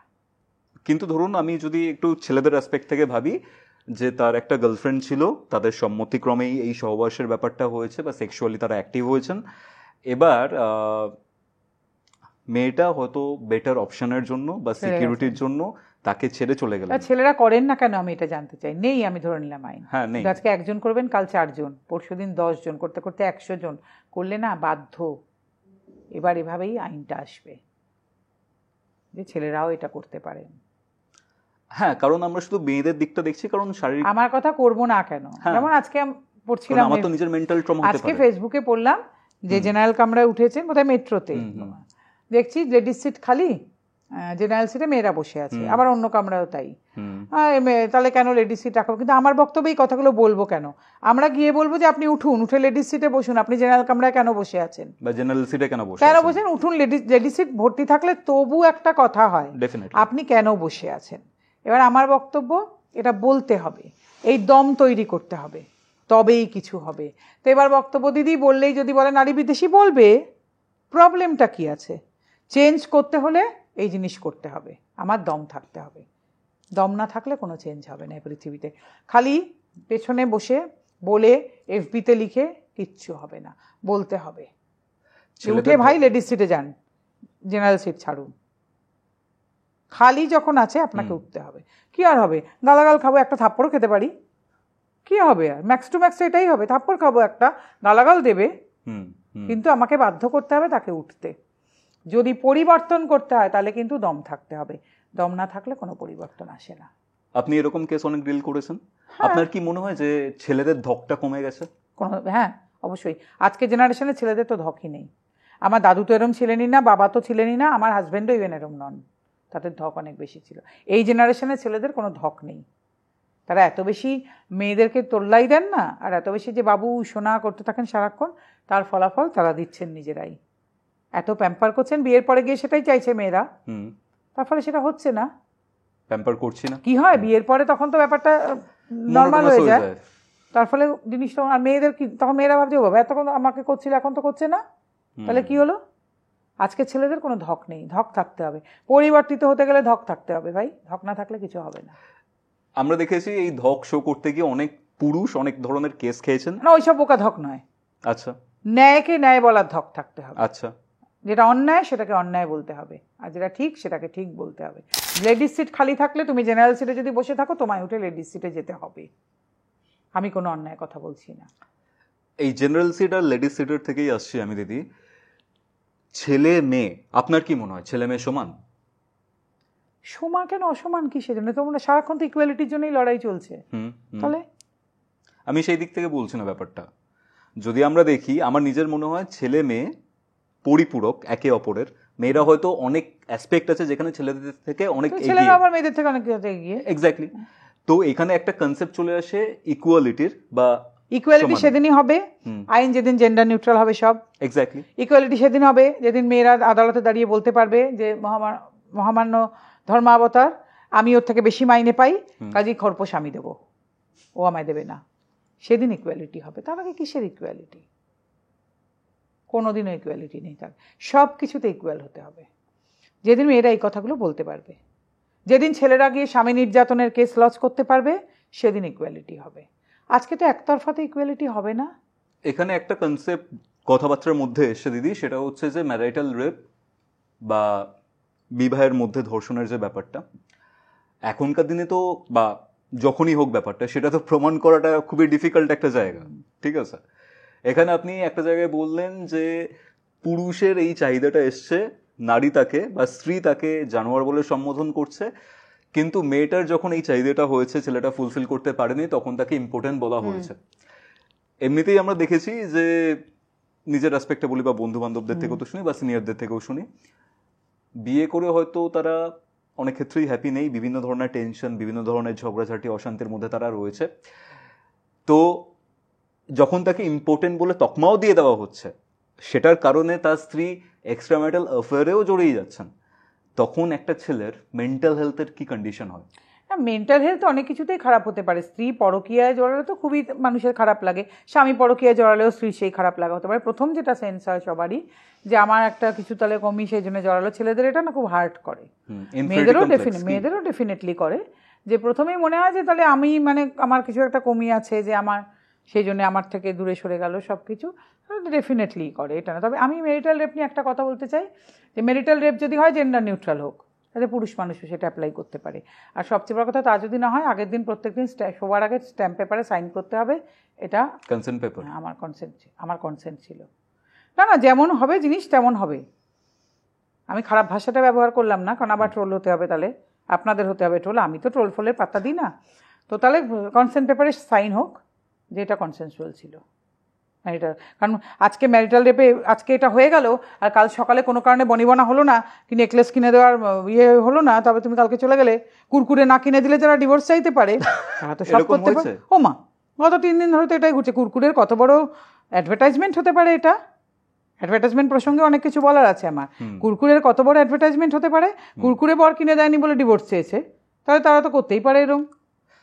এইসব শুনে বিয়ে করার যে একটুখানি ইচ্ছা ছিল সেটাও মরে যাচ্ছে। সেটা খুব আনন্দের কথা। তো আমার কাছে কথা যে তারা তো এটা করতেই পারে। পরের দিন সকালে তো নেকলেস চাইলো আপনার কাছে, আপনি দিতে পারলে, খুব স্বাভাবিক। এটা নেকলেস চাইলেই তো আর দেওয়া যায় না ব্যাপার। অমনি চলে গেল ম্যারিটাল রেপ বলতে, তখন কাগজটা দেখা, আইন আদালত এটা জেনে রাখুন, বিয়ে করেননি এখনো যেহেতু, আর পুলিশ থানা এরা কাগজ ছাড়া কিছুতে বিশ্বাস করে না। ওদের কাছে কিন্তু মন, সম্পর্ক, কোনো কিছুর কোনো দাম নেই, শুধু কাগজের দাম আছে। তাহলে কাগজ তৈরি হোক সব কিছুতে, কাগজ হাম দিখায়েঙ্গে, কাগজ ছাড়া কিছুর দাম নেই। কিন্তু আপনি কি কোনোভাবে বিবাহের এগেইনস্টে? না না না, একদম। কে বলেছে বিবাহের এগেইনস্টে? কিন্তু এত কমপ্লিকেশনস আমি দেখছি প্রত্যেকদিন, তাই আমি তো নিজে বিবাহিত। আর আজকে আমি যেখানে দাঁড়িয়ে আছি, আমার হাজবেন্ড না থাকলে আমি হতোই না কোনো কিছু। কে বললাম বিবাহের এগেইনস্টে? কিন্তু হলে সব কিছু ঠিক মতো হোক। বিবাহিত জীবনের প্রথম শর্ত কিন্তু একে অপরকে সম্মান, বিশ্বাস, ঠিক আছে, ভালোবাসার জায়গা নেই, ভালোবাসা অনেক পরে আসে। ভাড়ার বিবাহিত জীবনের 15-16 বছর পরে আমি তোমার, তুমি আমার, গোলাপ ফুল, তুমি ভীষণ সুন্দর, এসব তো কিছু থাকে না। হেমা মালিনীকেও কিন্তু ধর্মেন্দ্ররা সুন্দর লাগে না, কারণ একজন ওরকম সুন্দরী মহিলাকে রোজ দেখতে দেখতে তাকে নর্মালি লাগে। এগুলো বুঝতে হবে। মেয়েরা যে এক্সপেক্ট করেন না রোজ এসে স্বামী বলবেন বাবা তোমার কি সুন্দর লাগছে, হয় না, এটা হয় না। প্র্যাকটিক্যাল লাইফে তো হয়। প্র্যাকটিক্যাল আমি একটা ছোট কথা, নিজের কেউ ভাববেন না আমি ভীষণ অহংকার হয়ে কিছু বলছি। আজকে আমি তো মাঝে মাঝে টিভিতে বসি, এরকম আপনাদের মতো পডকাস্টে আসি, 2-4 জন মানুষ যাই হোক আমার রাস্তায় চেনে। আমি না দরজা চৌকাঠের ওপরে ওই পাশে যখন চলে যাই আমি এগুলো মনে রাখি না। আমি এক্সপেক্ট করি না আমার হাজব্যান্ড কি আমার শ্বশুর শাশুড়ি আমাকে এটা দিয়ে মনে রাখবেন। ওরে বাবা, ওকে তো টিভিতে দেখা যায়, ও তো পডকাস্টে বসে, ও তো এই চ্যানেলে ঘুরে, এটা কিন্তু হতে পারে না। আমি কিন্তু ওখানে একটা নর্মাল মানুষ, ওটা আমার বাড়ি, ওটা আমার সংসার, ওখানে আমার যেটুকু কাজকর্ম করার দরকার এটা আমাকে করতে হবে। আমি যদি ওইখানে ওই একটা নিয়ে ঘুরে বেড়াবার চেষ্টা করি তাহলে আমার সংসারটা দুদিনও টিকবে না। ওকে, বুঝতে হবে আমাকে এগুলো। একটা সংসার করা মানে অনেক কিছু ব্যাপার, কিন্তু একটা সংসার অনেক কিছু নিয়ে গড়ে ওঠে। বিবাহিত জীবনে সম্মান, বিশ্বাস, লয়ালিটি, কর্তব্য, দায়িত্ব বিরাট ইম্পর্টেন্ট জিনিস। সেগুলো যাদের নেই আমি অনুরোধ করব তারা সংসার করতে যাবেন না। সংসার কিন্তু পাওয়ার শুধু জিনিস নয়, সবার আগে দেওয়ার। 75% দিলে 25% ফেরত পাবেন, কিন্তু তার দাম অসীম। আজকের দুনিয়ায় মেয়েরা বিশেষ করে, আবার বলছি সব মেয়ে নন, একদল মেয়ে মনে করছেন কিচ্ছু দেব না শুধু নেব, হবে না। আপনি আপনার অফিসে তাই পান নাকি? কিছু দেবেন না, শুধু মাইনে দেবে আপনাকে মাসের শেষে? বলুন আমার কথা বুঝে। যারা ফিল্ম স্টার ধরুন, তাদের কি অমানসিক পরিশ্রম করতে হয় জানেন? তবে তো তারা পান, তবে তো আপনি ভালোবাসছেন। যারা খেলোয়াড়, ধরুন ভারতবর্ষের হয়ে যারা ফুটবল খেলছেন, ক্রিকেট, হকি যা খেলছেন, তা ভাবুন না তাদের অমানসিক পরিশ্রম। রাজনৈতিক নেতাদের দেখুন তো, এই আজকে ইলেকশনের সময় এত দিন ধরে কি করছেন তারা, আপনারা ভাবেন নাকি সব এত সহজ? যাদের কথা, যারা গান গাইছেন তাদের পরিশ্রম জানেন? যেহেতু আমি নিজে অনেক বছর গান গেয়েছি, একটা 1 ঘন্টা 1.5 ঘন্টা প্রোগ্রামের অমানসিক পরিশ্রম জানেন কি? তবে তারা টাকাটা পান। কিন্তু আর যদি খারাপ গান হয় না, জুতোও মারতে হয়, জুতো ছুঁড়ে উঠে আসে তাদের দিকে। এত সহজ পৃথিবীতে সবকিছু। ও আর সংসার করতে গেলে শুধু কিছু লাগবে না, একটা বিবাহিত জীবনে শুধুই পাওয়া, কিচ্ছু দেওয়া নেই। এটা মেয়েদের রেসপেক্ট থেকে আরে ইয়ার কি নাকি? সেখানে আমি কিচ্ছু করবো না, লোকে শুধু আমায় দেবে। আর এই পেছনে কিন্তু আজকের বাবা মায়ের বিরাট অবদান। তারা সন্তানদের শুধু দিচ্ছেন, আজকে সন্তানদের শেখাচ্ছেনই না কিছু দিতে হয়, কন্ট্রিবিউট করতে হয়। মানে পয়সা টাকা নয়, সেটা ফ্যামিলিতে থাকতে গেলে অনেক কিছু কন্ট্রিবিউট করতে হয়, অনেক কমিটমেন্ট আছে। ছোটোবেলা থেকে শেখাচ্ছিলি না, অ্যাটলিস্ট তুমি ইলেকট্রিসিটি বিলটা জমা দিতে যাও, একটু বাজারটা করে আনো। সারাক্ষণ অনলাইনে সব কিছু হচ্ছে, ফোন করছি আর পেয়ে যাচ্ছি, টাকা দিচ্ছি। আর অনেক কিছু সংসারে করতে হয়, কিচ্ছু শেখাচ্ছেন না তো। আমরা তো এভাবে বড় হইনি, কাজে আমরা আজও জানি সংসারে কিছু কমিটমেন্ট আছে, কর্তব্য দায়িত্ব আছে, দিতে হবে সংসারকে, তবে সংসার আমাকে ফিরিয়ে দেবে। তাই জন্য হচ্ছে না, কিছু টিকছে না। আপনার কথা শুনে মনে হচ্ছে, আপনি যেগুলো বলছেন, আমার মনে হচ্ছে যে বিয়ের আগে এগ্রিমেন্ট সাইন করে বিয়ে করাটা খুব প্রেফারেবল। না, আমাদের তো প্রিম্যারিটাল নেই, তো প্রিনুপিটাল এগ্রিমেন্ট বিদেশে আছে তো, এখানে তো এর জন্য এত লড়াই চলছে যে বিয়ের আগে কার কি সম্পত্তি হবে। ডিভোর্স হলে তুমি কি পাবে, আমি কি পাবো, তোমার 10টা বাড়ি থাকলে আমি একটাই পাবো, গাড়ি থাকলে একটাই, সবার ভাগাভাগি হয়ে যাবে। এখানে কি অদ্ভুত, আপনার বিয়ে হলো, আপনার সব কিছু আপনার বউয়ের অধিকার, আপনার বউয়ের কিছুতে আপনার কোনো অধিকার নেই। কেন? আপনার বাবার বাড়িতে আপনার বউ অধিকার জমাবে, ওদিকে নিজের বাবার বাড়িতেও জমাবে, ভাইয়ের সঙ্গে ঝগড়া করবে, আবার আপনার বাবার বাড়িতে আপনার সঙ্গে আপনার ভাইয়ের সঙ্গে ঝগড়া করবে। কেন? কিসের জন্য? আপনার বাবার বাড়িতেই বা ওনার কি কন্ট্রিবিউশন, আর ওনার বাবার বাড়িতেই বা ওনার কি কন্ট্রিবিউশন, আমি জানতে চাই। এদিকে সব জায়গায় বলে বেড়াচ্ছে মেয়েদের নিজের কোনো বাড়ি হয় না। আরে ক্ষমতা থাকলে নিজে একটা বাড়ি করুন, আপনি ক্ষমতায় করুন, অর্জন করুন, নিজে বাড়ি বানান, হয়ে গেল, তাহলে তো নিজের বাড়ি হলো। পুরুষ মানুষ তো সারা জীবন নিজে ক্ষমতা অর্জন করেছেন, বাড়ি বানিয়েছেন, সে ওনার দাদুই হোক কি আপনার দাদুই হোক কি আপনার বাবা হোক। কেন করেন না আপনারা সে ক্ষমতাটা অর্জন? কেন সারা জীবন অন্যের বাড়িতে থাকতেই বা চান আপনারা? এই ক্ষেত্রেও তো একটা কথা বলতে পারে অনেকে যে মেয়েদেরকে আগেকার দিনে কথা আমি বলছি না, এখনকার দিনেও। কেন? এখনকার দিনে তো অধিকাংশ মেয়ে রোজগার করার জন্য নেমেছেন। তাহলে যারা রোজগার করছেন অনেক টাকা মাইনে পান, কজন তাদের মধ্যে প্রথমেই একটা ফ্ল্যাট কিনতে চান আর গাড়ি কিনতে চান? কজন? দেখুন তো গিয়ে। আমাদের এখানে সেমিনার হয়েছিল, pre and post marriage financial planning for men. ব্যাংকাররা এসে বলে গেছেন, মিউচুয়াল ফান্ডের যারা ইনভেস্টর তারা বলে গেছেন 95 থেকে 98% বিবাহিত পুরুষের নমিনি হচ্ছেন স্ত্রী, আর বিবাহিত মহিলাদের বা এমনি মহিলাদের নমিনি হচ্ছেন মা, বাবা, ভাই, এরকম বা বোন, স্বামী খুব কমের ক্ষেত্রে, 5%-এর ক্ষেত্রে। আমি দায়িত্ব নিয়ে বলছি তো এখানে বসে, যার ইচ্ছা আমাকে চ্যালেঞ্জ করবেন।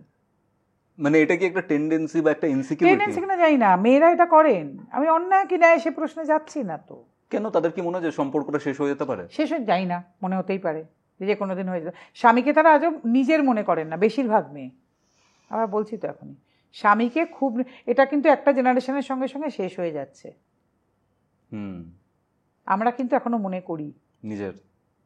সেদিন একজন এসে বলছিলেন, এই নমিনি করা, আমাদের অফিসে একজন সেদিন বললেন যে মানে অনেক রোজই তো লোক আসেন, মাঝে মাঝে প্রশ্নগুলো ওঠে হয়তো যে নমিনি করা এসব কিছু সব নিয়ে। তাহলে এত কিছু হচ্ছে, এই যে এগ্রিমেন্টের কথাটা আপনি বললেন যে বিয়ের আগে একটা এগ্রিমেন্ট হয়ে যাওয়া উচিত, প্রিনুপিটাল কথা হচ্ছে, নেই তো? হ্যাঁ নেই, ধরুন যদি কখনো আসে। বিদেশে এই প্রিনুপিটাল এগ্রিমেন্ট করার সময় কত বিয়ে ভেঙে যায় জানেন? করতে চায় না তখন আর লোকে, আর এখানে তো অর্ধেক বিয়ে হবেই না তখন আর।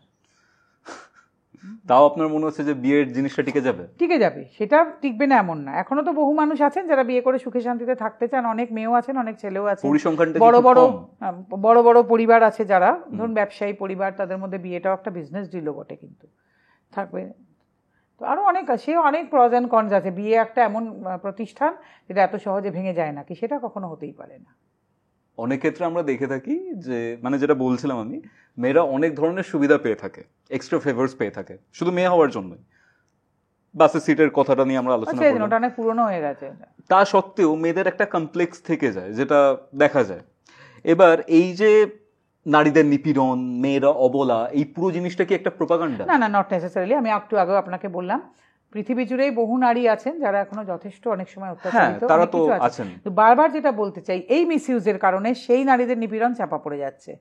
বহু মেয়ে আছেন যারা হয়তো থানায়, এখন কি হয়েছে, আমরা যেহেতু অনেক সোচ্চার হয়ে কাজটা করছি, অনেক থানায় গেলেও অনেকেই সেই টালিগঞ্জে একটা শ্লীলতাহানির ঘটনাকে নিতে চাওয়া হয়নি। কি হচ্ছে এখন, থানার পুলিশও ভাবছে আবার ফলস কেস করতে এসছে, আবার ঝামেলা, ফালতু একটা পোর্শনের প্রবলেম হয়ে যাচ্ছে। আমি বারবার বলছি, এই যে আপনি বলেন না কর্মক্ষেত্রে পিছিয়ে যায়, অনেক মেয়ে তো সত্যিই আছেন যাদের চাকরিটা দরকার, যাদের সংসার হয়তো ওই টাকায় চলবে, অনেক জায়গায় গেলেই তারা হয়তো বিমুখ হবেন, না মেয়েদের আমরা আর নেবো না। আইনজীবীরা ভাবছেন জুনিয়র নেবো না, ডাক্তার ভাবছেন নেবো না, অনেকেই ভাবছেন, অনেক সংস্থাও হয়তো ভাবছে যে বাবা মেয়ে নিয়ে ঝামেলায় পড়বো নাকি। মেয়েরা আপনারা বুঝতে পারছেন না, আপনাদের সজাতেই প্রবলেম করছেন। ছেলেদের তো কিছু নেই, ছেড়ে দিন, ওই তো লড়াই আমরা লড়েই নেবো, তো আপনারা মেয়েদের প্রবলেম করছেন। তো টিভি সিরিয়ালস এর কি এই ক্ষেত্রে ভূমিকা আছে? টিআরপির জন্য কি এগুলো দেখানো হয়, মেয়েদের নির্যাতন না হল? খানিকটা তো আছে, কিন্তু ওনারা বুঝতে পারছেন না।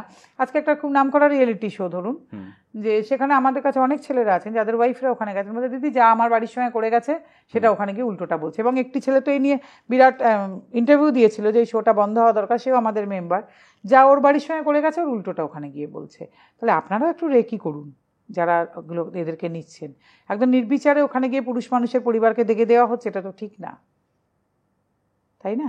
আবার সেই রিয়েলিটি শোয়ের সঞ্চালিকা যখন আজকে ইলেকশনে দাঁড়াচ্ছেন, তিনি ফট করে বলে দিতে পারছেন সন্দেশখালিতে সেরকম কিছু হয়নি, ওটা দিদি বুঝে নেবেন, ওটা মনে হচ্ছে মিথ্যে কথা, ওটা সেরকম কিছু একটা ব্যাপার হয়নি। এখানে আবার আপনি নির্বিচারে এই মহিলাদের দেখে দিলেন যেটা মিথ্যে কথা বলছেন সবাই, এটা ঠিক না। যখন এটা নিয়ে আলোচনা হচ্ছে, একটা কথা আপনাকে জিজ্ঞেস করব।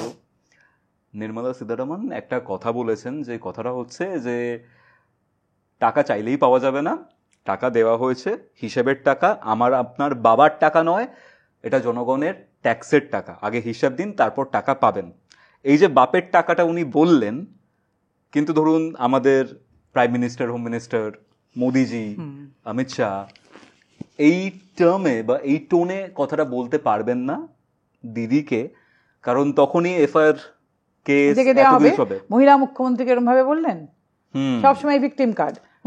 মহিলা মুখ্যমন্ত্রী যখন যাচ্ছাতাই ভাষা ব্যবহার করেন, যেগুলো বারবার বলে দিই এটা কিন্তু কোনো রাজনীতির কথা নয়, যেগুলো চ্যানেলে বিপ ছাড়া চালানো যায় না, তখন কিন্তু কেউ সেটা তোলেন না। ওনার দলের পুরুষরাও সেই কথা নিয়ে কথা বলেন, তারা কিন্তু সেই কথা তোলেন না।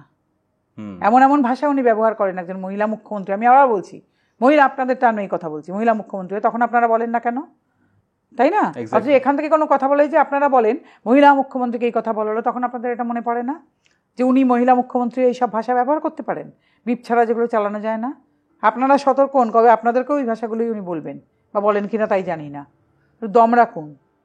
নারী পুরুষের বিভেদটা কি এতটাই এখন প্রমিনেন্ট যার খুব কারণে? স্বাভাবিক, কারণ পুরুষ নেতারা কোনো কথা বললেই তো এই জিনিস, যখন তখন যাকে তাকে দাগিয়ে দেওয়া হচ্ছে। প্রধান বিচারপতি, রাজ্যপাল, এমনি বিচারপতি, সাংবাদিক, খেলোয়াড়, ফিল্ম স্টার, কে নয়? হ্যাঁ, ওনাদের কন্ট্যাক্ট আছে, চেনাশোনা আছে, টাকা পয়সা আছে, ওনারা হয়তো বেরোবেন, কিন্তু এইটা মনে করাতে চাই আজকে সাধারণ পুরুষ রোজ এভাবে দেখে যাচ্ছেন, আপনাদের চোখে সেগুলো পড়ে না। আপনাদের কাছে টাকা আছে, কন্ট্যাক্ট আছে, পুলিশ আছে, অনেক কিছু আছে, আপনারা হয়তো বেরিয়ে যান, কিন্তু সাধারণ পুরুষ রোজ আমাদের অফিসে যারা আসেন তারা এর থেকে বেরোতে পারেন না। শ্বশুরকে ধর্ষণের মামলা, শ্বশুর আত্মহত্যা করেন, দেওরকে শ্লীলতাহানির মামলা, দেওর আত্মহত্যা করতে বাধ্য হচ্ছেন, কিন্তু আপনাদের চোখে পড়বে কেন? আপনাদের গায়ে তো তখন লাগেনি। আজকে আপনাদের গায়ে লাগলে আপনারা গেল গেল রব করে চিৎকার করছেন। আজকে দেশের সর্বোচ্চ এজেন্সিতে শ্লীলতাহানি মামলায় দেখে দেওয়া হচ্ছে।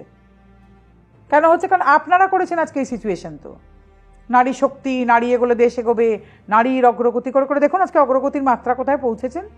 যাকে তাকে যখন তখন দেখে দেওয়া হচ্ছে। আমি বলছি না যে সত্যি কি মিথ্যে আজকে রাজ্যপালের ঘটনা, যদি মিথ্যে হয় তার সোশ্যাল ইম্প্যাক্ট ভেবে দেখবেন। শ্লীলতাহানির পর একটা ধর্ষণের মামলা নিলেন, এতদিন বলেননি কেন? বলছেন তো এটা নাকি অনেকদিন আগে হয়েছে, বলেননি কেন একদিন? আজকে হঠাৎ কেন বলছেন? আমি যেটা খেয়াল করে দেখেছি, প্রচারে যাওয়ার সময় বা কোনো একটা পজিশনে যাওয়ার সময় এরকম টাইপের ক্যাম্পেইন তাদের এগেইনস্টে স্টার্ট হয়। না না, আমি বলছি না মিথ্যে, আমি ধরে নিচ্ছি সত্যি। কিন্তু আগে প্রকাশ হয়নি। আপনারা এতদিন বলেননি কেন ধর্ষণের ঘটনাটা? কি জন্য চেপে রেখেছিলেন? তখনই তো তাহলে পদত্যাগের কথা বলতে পারতেন, কেন বলেননি? আজকে এতদিন পরে কেন বলছেন, আমি এটা জানতে চাই। আমার কোনো বক্তব্য রাজনৈতিক না, একজন পুরুষ অধিকার কর্মী তরফ থেকে এটা প্রশ্ন। আমি জানতে চাই কেন এতদিন বলেননি। মানে আমি যেটা বুঝতে পারছি, এতগুলো মন্ত্রী, তার মধ্যে একজন মহিলা মন্ত্রী, আমি ওরকম ভাবেই অ্যাসপেক্টটাকে আনছি, ফাইন্যান্স মিনিস্টার হিসেবে কনসিডার করছি না। ওনার দম এই জন্য কি হলো যে উনি মহিলা? এক্স্যাক্টলি, উনি বলতে পারেন, তাই জন্য ওনারা বলতে পারেন না। মিনিস্টার পুরুষ বলে বলতে পারেন না, কারণ তাহলে তো ওনার বাপ নিয়ে টানাটানি হচ্ছে, এই তো হতো। কারণ শুধু দিদি ও তাহলে মজাটা এবার দেখুন, আমি তাহলে ওই সেক্সুয়াল হ্যারাসমেন্ট ঠিক বলেছিলাম। আজকে মহিলাদের যা খুশি বলার, আমি বলছি না কেন উনি বলেছেন, ভালো বলেছেন না মন্দ বলেছেন, পলিটিক্যাল ব্যাপার, অন্য ব্যাপার। হ্যাঁ, এটা আমার কথা। তাহলে কিন্তু উনি এটা বলতে পারেন, পুরুষরা বললে, কথা টোনটা, পুরুষরা বললে না এতক্ষণে এই কথাটার সত্যতা মিথ্যাটা নিয়ে না, ওই কথাটা নিয়ে আজকে সারাদিন তোলপাড় চলতো। ওই পার্টিকুলার ওয়ার্ডটা বলেছেন কেন তোলপাড় চলতো, মামলা ফামলা হয়ে যেত এতক্ষণে। এটা বলতে চাই, কোথায় এনে দাঁড় করিয়েছেন আপনার আজকে সবকিছু। এই যে ধরুন সমাজের সব থেকে বড় প্রবলেমের জায়গা যেটা, সেটা হচ্ছে রেপ বা ধর্ষণ। এই যে রেপ বা ধর্ষণের যে অ্যাসপেক্টটা উঠে আসে, এখানে যে দোষটা, সেই দোষটা কি শুধুই ছেলেদের? দেখুন, এটা খুব কন্ট্রোভার্সিয়াল কোয়েশ্চেন। আমি যদি এখন বলি না মেয়েরা এরকম জামা কাপড় পরলে এগুলো হচ্ছে এটা খুব প্রশ্ন, সঙ্গে সঙ্গে বলবে ও মেয়েদের কোনো স্বাধীনতা নেই, ছেলেরা কেন তাকাবে। এই জায়গায় আমার একটা বড় কথা আছে যে মেয়েরা যদি এরকমভাবে রিল বানায়, এরকম মানে প্রভোগ করা ধরনের, এবং মেয়েরা কেন বানায়, দেখবে বলেই তো, তা মেয়েরা দেখবে বলে তো নিশ্চয়ই বানায় না, ছেলেরা দেখবে বলেই বানায় প্রথম কথা। তারপরে তারা নিশ্চয়ই এই জন্যই বানায় যেখান থেকে তারা নানা রকম লাইক, কমেন্টস, তারপরে পয়সা রোজগার একটা ইস্যু, অনেক বড় বড় ব্যাপার, সেগুলো নিয়ে আমি যেতে চাই না। তবে আমি বিশ্বাস করি মেয়েদের যদি তো, মেয়েদের কি কোনো স্বাধীনতা নেই জামা কাপড় পরার? নিশ্চয়ই আছে। মেয়েদের যদি ছোট জামা কাপড় পরার রকম স্বাধীনতা থাকে, সর্ব অঙ্গ দেখিয়ে রিল করার স্বাধীনতা থাকে, পুরুষ মানুষেরও তাকাবার স্বাধীনতা তাদের দিতে হবে। মেয়েদের ক্ষেত্রে যদি এটা হয় মাই লাইফ মাই চয়েস, পুরুষ মানুষেরও কিন্তু মাই লাইফ মাই চয়েস। তখন তুমি পুরুষ মানুষের দৃষ্টিটাকে আর বেঁধে দিতে পারো না, কারণ তোমাদের এই গাছেরও খাবো আবার তলারও কুড়োবো, দুটো একসঙ্গে হবে না। কারণ তুমি আজকে ছোটো জামা কাপড় পরো, তুমি রাস্তাঘাটে হঠাৎ হঠাৎ দেখবেন রিল বানাচ্ছে, হঠাৎ হঠাৎ যেখানে সেখানে নাচ করছে, তোমার স্বাধীনতা, কোনো প্রবলেম নেই, ওমেন এম্পাওয়ারমেন্ট, কোনো প্রবলেম নেই। কিন্তু তাহলে পুরুষ মানুষও তাকাবে কি তাকাবে না, কী করবে সেটা না, তারপরে এটা নয় রেপ করাটা পুরুষ মানুষের স্বাধীনতা, সেটা একটা ভিন্ন প্রশ্ন। যে আজকে যেমন আমি বারবার বলি 20% পুরুষ মানুষ কি আরও কম, হয়তো রেপিস্ট আরও কম, কারণ রেপ তো একটা ভিন্ন মানসিকতা। তার জন্য সারা জীবন কিন্তু সমস্ত পুরুষ মানুষকে দেখে দেওয়া হচ্ছে মেন আর রেপিস্ট বলে। তাই জন্যে এই 40% মহিলা যারা মিসইউজ করছেন সব কিছু, তাদের জন্য আজকে 60% মহিলাকেও ধরে সব মহিলাকে কিন্তু খারাপ তকমা দিয়ে দেওয়া হচ্ছে, এগুলো মানতে হবে। কিন্তু আমাদের দেশে যে 53% বয় চাইল্ড সেক্সুয়ালি অ্যাবিউজড, 53% বাচ্চা ছেলেরা যে সেক্সুয়ালি অ্যাবিউজড, 18% পুরুষ মানুষের যে রেপ হয়, এগুলো নিয়ে কোনোদিন কথা শুনেছেন আপনি? কোনোদিন কথা হয় না। তার কারণ আমরা এগুলোকে সামনে আনতে চাই না। গতকাল ওয়ার্ল্ড বয় চাইল্ড ডে ছিল, সেটা নিয়ে কতটুকু কথা, বিদেশে যদি বা কিছু কথা, এদেশে জানেন কজন? আমরাই চেষ্টা চরিত্র করে একটা করি। এবছর থেকে কিছু রেস্টুরেন্টের ব্র্যান্ড বা অন্যান্যরা কিছু কিছু ছাড় দিতে শুরু করেছেন ওয়ার্ল্ড বয় চাইল্ড ডেতে। বাচ্চাদের সঙ্গে করে বাবা মারা খেতে গেলে কিছু কিছু ডিসকাউন্ট দেওয়া হবে। এভাবেই হয়তো হবে, ছোট্ট ছোট্ট পায়ে চলতে চলতে ঠিক পৌঁছে যাব, নিশ্চয়ই হবে। কিন্তু বাচ্চা ছেলেদের নিয়ে তাদের কোনোদিন ব্যাড টাচ গুড টাচ শিখিয়েছি আমরা? তারা জানেনই না। অথচ আপনি দেখবেন বহু বাচ্চা ছেলে সেক্সুয়ালি অ্যাবিউজ, বলছি না মহিলাদের দ্বারাই, অনেক পুরুষদের দ্বারাও, হয়তো ড্রাইভার, হয়তো তাদের বিভিন্ন টিচার, বিভিন্নদের দ্বারাও, পুরুষদের দ্বারাও অ্যাবিউজ, কিন্তু তারা জানেনই না, তারা বোঝেনি না, তাদের তো শেখানোই হয়নি। এবং এই অ্যাবিউজ যারা, তাদের ভবিষ্যতে বিবাহিত জীবনেও কিন্তু এইটার ট্রমাটা, মেয়েদের যদি এতে ট্রমা হতে পারে, ছেলেদের কেন হবে না? এটা গিয়ে তাদের বিবাহিত জীবনকে নষ্ট করে, তাদের মেন্টাল হেলথের ওপর সাংঘাতিক প্রভাব ফেলে। আমাদের একটা সেশন, এটা মে মাসটাকে পৃথিবী জুড়ে বলা হয় মেন্টাল অ্যাওয়ারনেস মান্থ। তো আমাদের সেজন্য আমাদের 26শে মে একটা ছেলেদের স্ট্রেস অ্যান্ড অ্যাঙ্গার ম্যানেজমেন্টের ওপরেও সেমিনার আছে। সেটা আমরা করবো। ছেলেদের মেন্টাল হেলথ নিয়ে কেউ কথাই বলতে চান না, নোবডি ইজ ইন্টারেস্টেড, যে তাদের কতখানি মেন্টাল হেলথ এফেক্ট করে। সেটা অফিসের কাজের জন্য হতে পারে, বাড়ির টেনশনে হতে পারে, নানান কিছুতে, বিবাহিত জীবনের এই স্ট্রেসে, কত কিছুতে হয়। কিন্তু সারাক্ষণ আমরা মহিলাদের মেন্টাল হেলথ নিয়ে কথা বলি কেন? আমি বলছি না কথা বলবেন না, কিন্তু পুরুষদেরটা নিয়েও কথা বলুন। কারণ পুরুষের মেন্টাল হেলথের যে ট্রমাটা না, কেউ বুঝতেই পারেন না। আপনার পাশের ছেলেটি হয়তো আক্রান্ত, আপনি জানেন না, কারণ আমরা ছেলেরা হয়তো সেরকমভাবে কথাই প্রকাশই করে না, ছেলেটি নিজেও জানে না। আচ্ছা, আমাদের অফিসেও যখন অনেকক্ষণ কথা বলার পরে আমরা ধরতে পাই, তখন সে বলে যে হ্যাঁ জানেন তো, আমার খুব ডিপ্রেসড লাগে। সে নিজেই জানে না। কিন্তু ছেলেদের মেন্টাল হেলথের আরেকটা কোথায় বড় হয় জানেন? সেটা আমাদের কিন্তু স্ত্রী বা গার্লফ্রেন্ড কারোর কোনো ভূমিকা নেই। অল্প বয়সেই আপনি হতে চেয়েছিলেন কবি, বাবা মা জবরদস্তি করেছেন ইঞ্জিনিয়ার কি ডাক্তার, কিছু একটা এমন। আর আমাদের বাঙালিদের তো একটা সাংঘাতিক, ছেলেকে ইঞ্জিনিয়ার বা ডাক্তার করতেই হবে। অত সেই ছেলেটি খেলোয়াড় হতে চাইতো বা ছবি আঁকতে চাইছো। এই যে নৃত্যশিল্পী হওয়া নিয়ে, যে ছেলেরা নৃত্যশিল্পী হতে চাইলে বাবা মার মুখ হারি, কি করে বলবো আমার ছেলে নাচ করে? অথচ ভারতবর্ষের নৃত্যকে যারা পৃথিবীর দরবারে নিয়ে গেলেন সবাই পুরুষ মানুষ, বেশিরভাগই। অনেক ছেলে তো না, বেশিরভাগ নয়, প্রায় সবাই। ছেলেরা মেকআপ আর্টিস্ট হতে চাইলে, হেয়ার ড্রেসার হতে চাইলে ছেলে মেয়ে বাবা মার মুখ হারি। এবং আমাদের এখানে একটা অদ্ভুত ধারণা আছে যে সব ছেলেরা নাচ করেন, মেকআপ আর্টিস্ট, হেয়ার ড্রেসার, সবাই আইদার গেয়ে নয়তো মানে অন্যরকম একটা কিছু। এটা তো ঠিক না, ডেফিনেটলি। কিন্তু বহু আমি নৃত্যশিল্পীকে জানি যারা একদম ঠিকঠাক একজন পুরুষ মানুষ, এবং তারা বিয়ে থা করেও ভালো আছেন, মানে সবাই খুব ঠিকঠাক আর কি। এবং তারা যথেষ্ট নামী নৃত্যশিল্পী, সবার বড় বড় ইনস্টিটিউট আছে, সবাই সব কিছু করছেন। বা মেকআপ আর্টিস্ট হতে চান, খায় না গায়ে মাখে। তো এগুলো তো ট্রমা বা মেন্টাল স্ট্রেসের কারণ। হতে চেয়েছিলেন আপনি একজন বড় মেকআপ আর্টিস্ট, মেকআপ কি একটা কম বড় বিজ্ঞান? আজকাল তো অস্কারেও মেকআপকে ঢোকানো হয়েছে। একটা মেকআপ দিয়ে মানুষকে এমন বদলে দেওয়া যায়। এবার এই যে প্রস্থেটিক মেকআপ চালু হয়েছে, সব কিছু চালু হয়েছে, মেকআপ একটা সাংঘাতিক বড় বিজ্ঞান। আপনারা তো সেটাতেই ইন্টারেস্ট, আপনি সেটা নিয়ে পড়াশোনা করছেন। বাবা মাকে বলে দেখুন, ব্যাকল্যাশ আসবে। হ্যাঁ, সাংঘাতিক। এবার সেটাই আপনার একটা ট্রমার কারণ হয়ে গেল, স্ট্রেসের কারণ। আপনি চানইনি পড়তে হয়তো অঙ্ক নিয়ে, ইকোনমিক্স নিয়ে, কি ইঞ্জিনিয়ারিং, আপনার সমস্ত ধ্যান জ্ঞান সবটাই ছিল মেকআপ কি রান্না, শেফ হতে চাইছিলেন আপনি, বিভিন্ন রান্না করতে ভালোবাসেন। বড় বড় শেফরা কিন্তু অনেকেই ছেলে, সবাই ছেলে, অনেকে ছেলে। মানে বড় এক্সপোজারে কোনো মেয়ে আছেন নাকি? তারলা দালাল ছিলেন, মানে she was not a chef. উনি বই লিখেছেন, রান্না করতেন। Chef is something different. ভারতবর্ষের বড় শেফের মধ্যে মহিলা কোথায়? তো এবার আমার কথা, ছেলেদের এই মেন্টাল স্ট্রেস কিন্তু নানানভাবে আসে। তা আমাদের বাবা মায়ের একটা বিরাট গুরুত্বপূর্ণ ভূমিকা আছে। সবসময় তো বউ আর গার্লফ্রেন্ডকে দেখে দিলে চলবে না, বাবা মায়েদের বিরাট ভূমিকা। এই যে ধরুন ছেলেরা, মানে আমি যদি একদম ফ্র্যাঙ্কলি আপনাকে বলি, ছোটবেলা থেকে স্কুলে ভালো রেজাল্ট করতে হবে, ভালো কলেজ পেতে হবে, কলেজ না, ইঞ্জিনিয়ার হতে হবে, ডাক্তার হতে হবে। হ্যাঁ, ধরুন তারা ওই লাইনে গেলেন না, তাহলে সরকারি চাকরি পেতে হবে। ঠিক আছে, সরকারি চাকরি মানে কি জাস্টিফিকেশন কিছুই বুঝি না। এই তো সরকারি চাকরির অবস্থা। এবার ধরুন কারুর কোনো প্যাশন রয়েছে, সেটাকে সে নিয়ে এগোতে চাইছে, সেই জায়গাটা অনেক ক্ষেত্রেই মরে যায়। এবার এই মরে যাওয়ার কারণে অনেক ছেলে মেন্টালি সারা জীবন নাঘাট খায় বেঁচে আছেন। যে চাকরিটা করছেন সেটা মন নেই, যেটা করতে চাইছেন করতে পারছেন না, যাহা চাই তাহা ভুল করে চাই, যাহা পাই তাহা চাই না।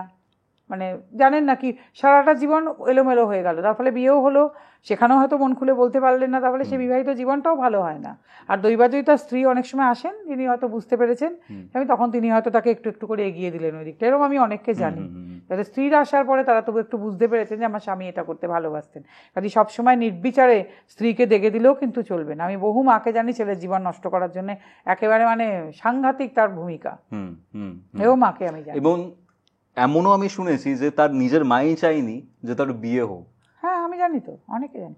আজকেই একজনকে ফেসবুকে পেলাম, লিখছেন উনি, বহু মাকে জানি, কারণ ছেলে বড় হয়ে যাবে। হ্যাঁ বিয়ে দেননি, আবার বিয়ের পরেও আমার এখানেও অনেকে আসেন যে বউ মানে বউকে যাতে, মানে এটা বউ বিতরণী সমিতি ভেবেছেন আমাদেরটা আর কি, বউকে যাতে আমি তো মুখের উপরেই বলে দিই যে প্রবলেমটা কার, আপনার না ছেলের?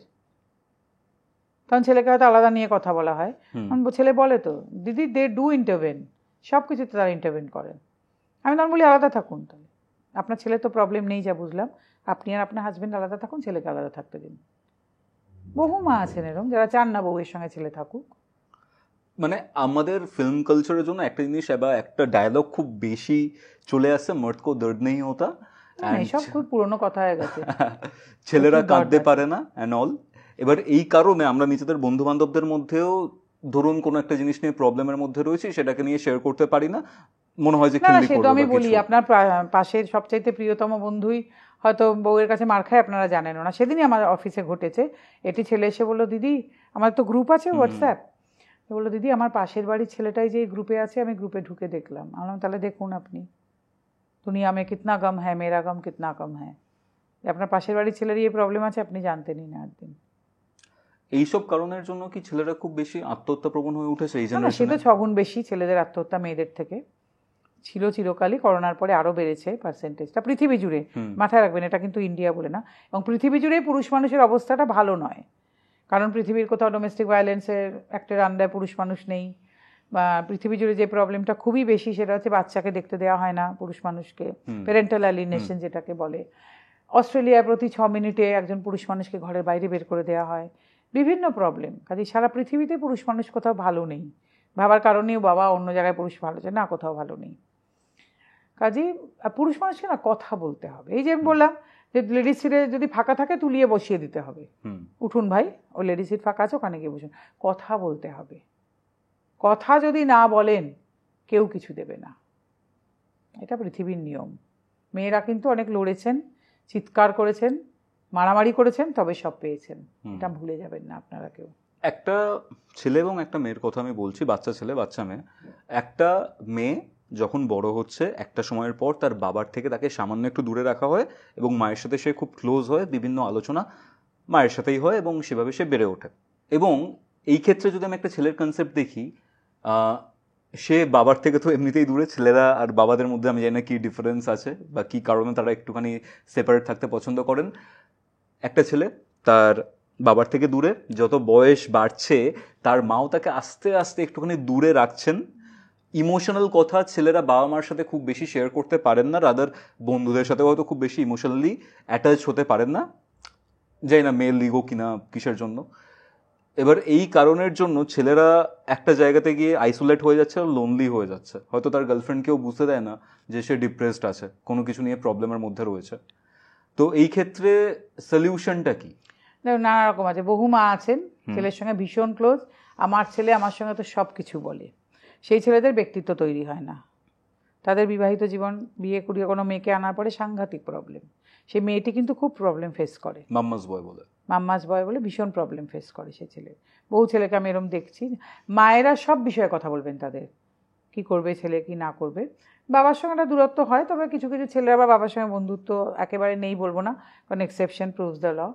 আর কিছু ছেলে কিন্তু আবার মায়ের এই গায়ে পড়া অ্যাটিচিউডের জন্য ভীষণ বিরক্ত, তখন তারা মায়ের থেকে দূরে সরতে থাকেন, তারা কিন্তু সত্যি আইসোলেটেড হয়ে পড়েন। তাদের যদি খুব ভালো কপাল হয়, বউটি আসে বন্ধুর মতন হয়, তারা বেঁচে যান। যাদের সেটা না হয় তাদের খুব সমস্যা, তারা সারা জীবন আইসোলেটেড হয়ে যান। তারা তখন আবার ছেলে মেয়ে হলে তাদের আঁকড়ে ধরতে চান, এখন যাই না সেই ছেলে মেয়েদের সঙ্গে তাদের কতটুকু বন্ডিং তৈরি হয়। আজকালকার ছেলে মেয়ে, আজকের জেনারেশন তো ঠিক সেরকম নয় ভীষণ বাবা মাকে বুঝবো, বাবা মার সঙ্গে থাকবো। ওই জন্য পুরুষ মানুষের সবসময় সমস্যা একটা থাকে যে আইসোলেটেড হওয়ার সমস্যা, যেটা তারা নিজেরাও সবসময় বোঝেন কিনা জানি না, ওইভাবেই জীবনটা কাটিয়ে দেন। তাহলে এই ক্ষেত্রে শুধু কি থেরাপি, সাইকোলজিস্ট, থেরাপি এসব করে কিছু হবে না, এসবে কোনো থেরাপি তাহলে সলিউশন নেই কোনো কিছু? সলিউশনই অনেকে আছেন তখন নিজের জিনিসের মধ্যে হয়তো বই পড়ার মধ্যে ডুবে গেলেন, মানে খেলাধুলা এগুলো দেখছেন করতেন, মানে তারা নিজেরাও অতটা বোঝেন না, কিন্তু একটু আইসোলেটেড ফ্যামিলি থেকে, বন্ধু বান্ধব হয়তো অনেকে বলে না খালি ক্লাব, তোমার খালি বন্ধু, হয়তো পাড়ার পুজোর কোনো ক্লাবে উনি হয়তো সেখানে হয়তো উনি ভীষণ মানে সোচ্চার, ভীষণ অ্যাক্টিভ, কেন হয়েছেন সেটাকেও বুঝতে পারছে না। বাড়ির সঙ্গে সম্পর্কটা আলগা, কর্তব্য হয়তো সবই করছেন, সব দিচ্ছেন, সব কিছু, কিন্তু সম্পর্কটা আলগা। উনি হয়তো কেউ হয়তো রাজনৈতিক দলের সঙ্গে জড়িয়ে পড়েছেন ভীষণভাবে, কেউ ক্লাবে, পাড়ার ক্লাবে, বা কেউ অফিসের সমস্ত অ্যাক্টিভিটির সঙ্গে জড়িয়ে পড়েছেন। এই জন্য রিটায়ার করার পরে পুরুষ মানুষের খুব প্রবলেম হয়। হ্যাঁ, এটা বড় সময় তো ওখানে কাটতো, চলে যায়, খুব প্রবলেম হয়ে যায়। আমরা দেখি বেশিরভাগ ক্ষেত্রে যে মেয়েরা ইনসিকিউর ফিল করে, ইভেন তাদের মায়ের সাথে যদি এজটা একটু কম হয় তখনও তারা ইনসিকিউর ফিল করে। হ্যাঁ, ডেফিনেটলি সেটা তো একটা আছে, মা যদি খুব সুন্দরী হয় তাহলেও হয়। আর মেয়েদের এই ইনসিকিউরিটি না এখন আমি খুব বেশি দেখি। কিরকম? এই যে বর, মানে বরের সম্বন্ধে, বর কারোর সঙ্গে কথা বললেই বরের ফোনের পাসওয়ার্ড চাই, বরের মেলের পাসওয়ার্ড চাই। What is this? আমাদের তো জীবনে এসব ভাবিনি, আমার মাদেরকেও দেখিনি, ঠাকুমাদের সময় তো এসব ছিলই না, আমরাও কোনোদিন ভাবতেই পারি না বরের ফোনে হাত দেবো। কারণ থিঙ্ক অফ ইট, বর কী করছে ল্যাপটপে, বর কার সঙ্গে কথা বলছে, বর কোথায় গেছে, স্পেস দেওয়া ব্যাপারটা না। ছেলেদেরও তো দোষ আছে, বিয়ের পরেই ওগুলো সব দিতে শুরু করে, নিজে কিন্তু জানে না বউয়েরটা কিছু। কেন? দুটো তো ইন্ডিভিজুয়াল। আর না ঝামেলা, এসব করলে ঝামেলা কমে নাকি? না এড়াবার জন্য তৎকালীন, মানে বুঝলাম না, তাহলে ঝামেলাটা না হচ্ছে না। কে বলেছে এগুলো? কেন এরকম দেখেছি। করলে ঝামেলা কমে? প্রত্যেক মানুষের একটা পার্সোনাল জায়গা থাকে, স্পেস থাকবে, সেইগুলো গুলো কমবে ঝামেলা? ঝামেলা বাড়াতো আর উত্তর। আর আমি বুঝতেই পারি না এই পার্সোনালিটি কেন থাকবে না। প্রত্যেকটা মানুষ তো ইন্ডিভিজুয়াল। সাহস হবে কি করে জিনিস চাইবার? আমার জীবনে এই ঝাঁকি মারার সাহস তোমার আসবে কোথা থেকে? এই জন্যই তো আজকালকার ছেলেদের এত সমস্যা তৈরি হচ্ছে। আমরা তো কোনোদিন ভাবিও নি, আমার বড় আমাকে বলেনি আর আমিও আমার বরকে বলিনি, চিন্তাই করতে পারি না এগুলো আমরা আজও, আমাদের জেনারেশন কেউ। আজকের জেনারেশনে গিয়ে সব দেখছি, পাসপোর্ট এক্সচেঞ্জ এন্ড অল। হ্যাঁ, আর তাতে ছেলেদের দোষ সবচাইতে বেশি। এই যে আপনি এই মাত্র যে কথাটা বললেন, আপনাদের আজকের জেনারেশনের মনোভাব এতে ক্লিয়ার হয়ে গেল, ঝামেলা এড়াবার জন্য। আমি তো বলি আজকে ছেলেদেরকে, তো আপনারা মনে করেন এভাবে ঝামেলা এড়ানো যায়? এই এসকেপিস্ট মনোভাবটা আপনাদের আজকে এখানে পৌঁছে দিয়েছে। এটা কি ঝামেলা এড়ানো? উত্তর বাড়ানো, কারণ কে কি টেক্সট করছে সেটা দেখছে। এই পার্সোনালিটিটুকু কেন নেই? আমার পাসওয়ার্ড আমি তোমায় দেবো কেন? কেন দেবো? Why should I? আমি তো তোমার পাসওয়ার্ড চাইনি। তোমার সাহস কোথা থেকে হয় পাসওয়ার্ড চাইবার? আমি কিন্তু এই ল্যাঙ্গুয়েজটা বিশ্বাস করি, তাতে আমাকে যে কি বলছেন ওদিকে কি বলবেন ট্রোল করে, I don't mind for that, কিন্তু আমি এটা বিশ্বাস করি। তুমি যেমন আমারটা চাইতে পারো না, আমিও তোমারটা চাইতে পারি না, কারণ এটা প্রত্যেক মানুষের একটা পার্সোনাল জায়গা। তার মানেই এটা নয় যে আপনার ওয়াইফ প্রেম করছেন বা আপনি প্রেম করছেন, নো, কিন্তু এটা প্রত্যেক মানুষের পার্সোনাল স্পেস, একটা রাইট টু প্রাইভেসি, যেটা আপনি যেতে পারেন না। এটা সবার বোঝা দরকার। আর এই জিনিসটা কি মেয়েদের ইনসিকিউরিটি থেকে আসছে? হ্যাঁ, সবসময় ভাবছি আমি সবটা ক্যাপচার করব। বিয়ে তো লাইফের বিয়ে একটা হয়ে গিয়ে পার্ট। শ্বশুরের বাড়িটাতে কেন আমার নাম হবে না, কি তোমার নাম হবে না, শাশুড়ির সব গয়না আমার এখনই চাই, কেন? কিসের জন্য? কি প্রয়োজন? আবার বলছি, সব মেয়ের কথা বলিনি কিন্তু। এই জিনিসটা আমি দেখছি আপনি বারবার মেনশন না সারাক্ষণ আমাকে সবাই বলছেন, অনেকে তো ভিডিও বানিয়ে ফেলেন এই নিয়ে, আমি নাকি সব মেয়েকে এই কথা বলি, বারবার মনে করাতে চাই, আমি বলি না। খুব মাইনেটলি আমার সব ইন্টারভিউ খেয়াল করবেন, আমি কোনোদিন বলিনি, কারণ আমি নিশ্চয়ই এতখানি বোকা এখনো হয়ে যাইনি। একদম।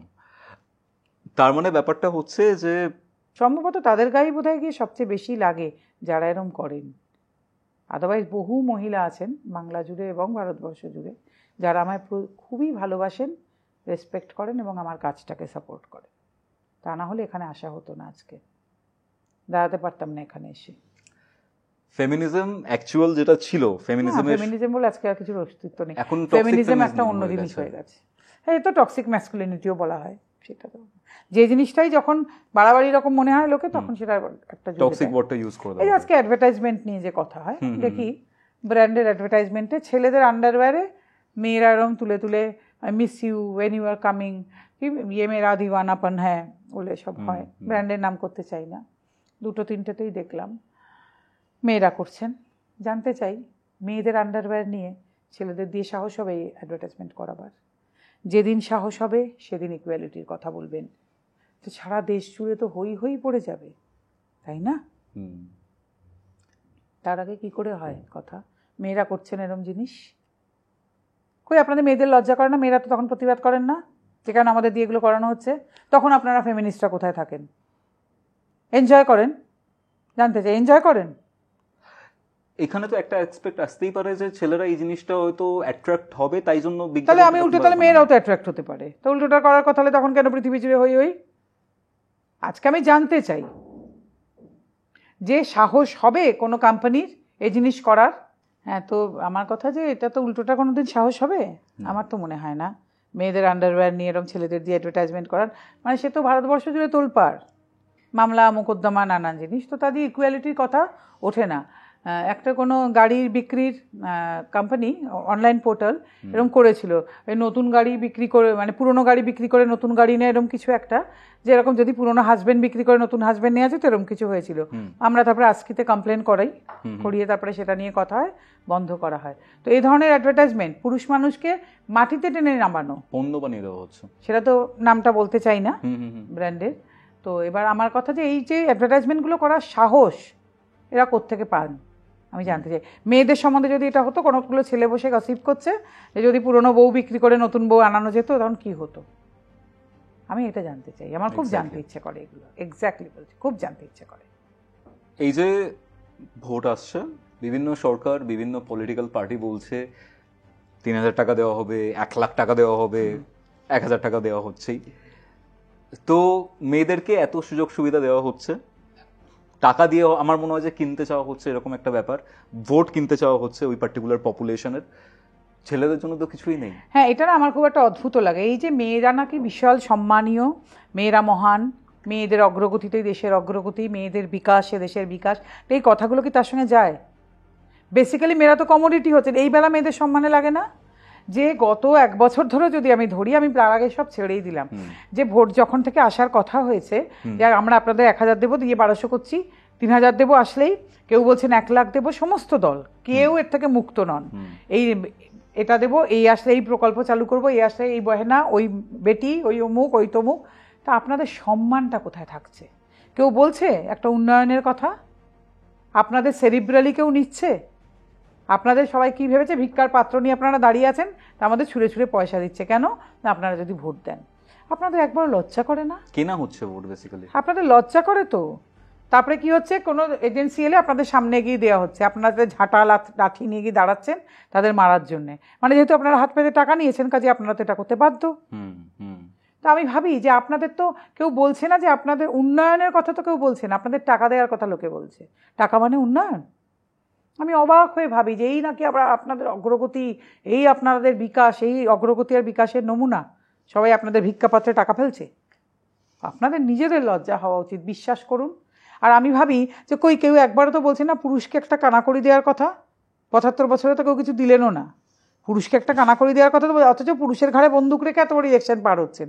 সব কটা ইলেকশন সব বন্দুক কিন্তু পুরুষের ঘাড়ে, ঝান্ডা তোলা, ব্যান্ডেল বাঁধা, পোস্টার লাগানো, ব্যানার ইয়ে করে, যা কিছু। ইভেন এত এত ইলেকশনে যে মারা যাচ্ছে তার কজন নারী আর কজন পুরুষ আমি জানতে চাই। বন্দুকের গুলি খেয়ে হোক, যা করে হোক, কজন নারী আর মার খাওয়া হোক, কজন নারী আর কজন পুরুষ। সব কটা ইলেকশন তো পার হচ্ছেন পুরুষের বৈতরণী নিবে, তাদের জন্য কানাকড়ি দেওয়ার ঘোষণা করার কথা আপনাদের ইচ্ছে করে না? আর পুরুষও বোকা করে যাচ্ছেন সব। আমি একটা জিনিস পড়েছিলাম যে ধরুন কোনো ক্রাইসিসের মোমেন্টে, যুদ্ধ, ইউক্রেনে যেটা হচ্ছে, আরেকটা কথা ভাবি, এই যে নারী যারা, কেউ মা, কেউ বোন, কেউ স্ত্রী, আপনারা ভাবেন আপনাদের পুরুষরা তো কিছুই পাচ্ছেন না, বাড়ির পুরুষরা, তবু আপনারা হাত পেতে টাকাগুলো নিয়ে আসছেন। কই আপনাদের তো গলা তুলতে দেখি না একদিন। না, আপনাদের বাড়ির এই পুরুষরাই কিন্তু নির্যাতিত অনেকেই নানানভাবে, যে আপনারা তো বলেন না একটা আইন নেই, সেটা করুন। মানে যেটা বলছিলাম দিদি, যে একটা জায়গায় পড়ছিলাম যে যখন কোনো ক্রিটিক্যাল কন্ডিশন হয়, যুদ্ধ বিগ্রহ এরকম সময়, তখন যে জেন্ডার রোলটা রয়েছে সেটা আবার আগের জায়গায় ফিরে আসে। ইউক্রেনের যুদ্ধটা হচ্ছিল, বাচ্চাদের এবং মহিলাদেরকে অন্য দেশে পাঠিয়ে দেওয়া হলো, এবং ওখানে যারা যুবক তারা সারাজীবনই তাই, কলুর বলদ।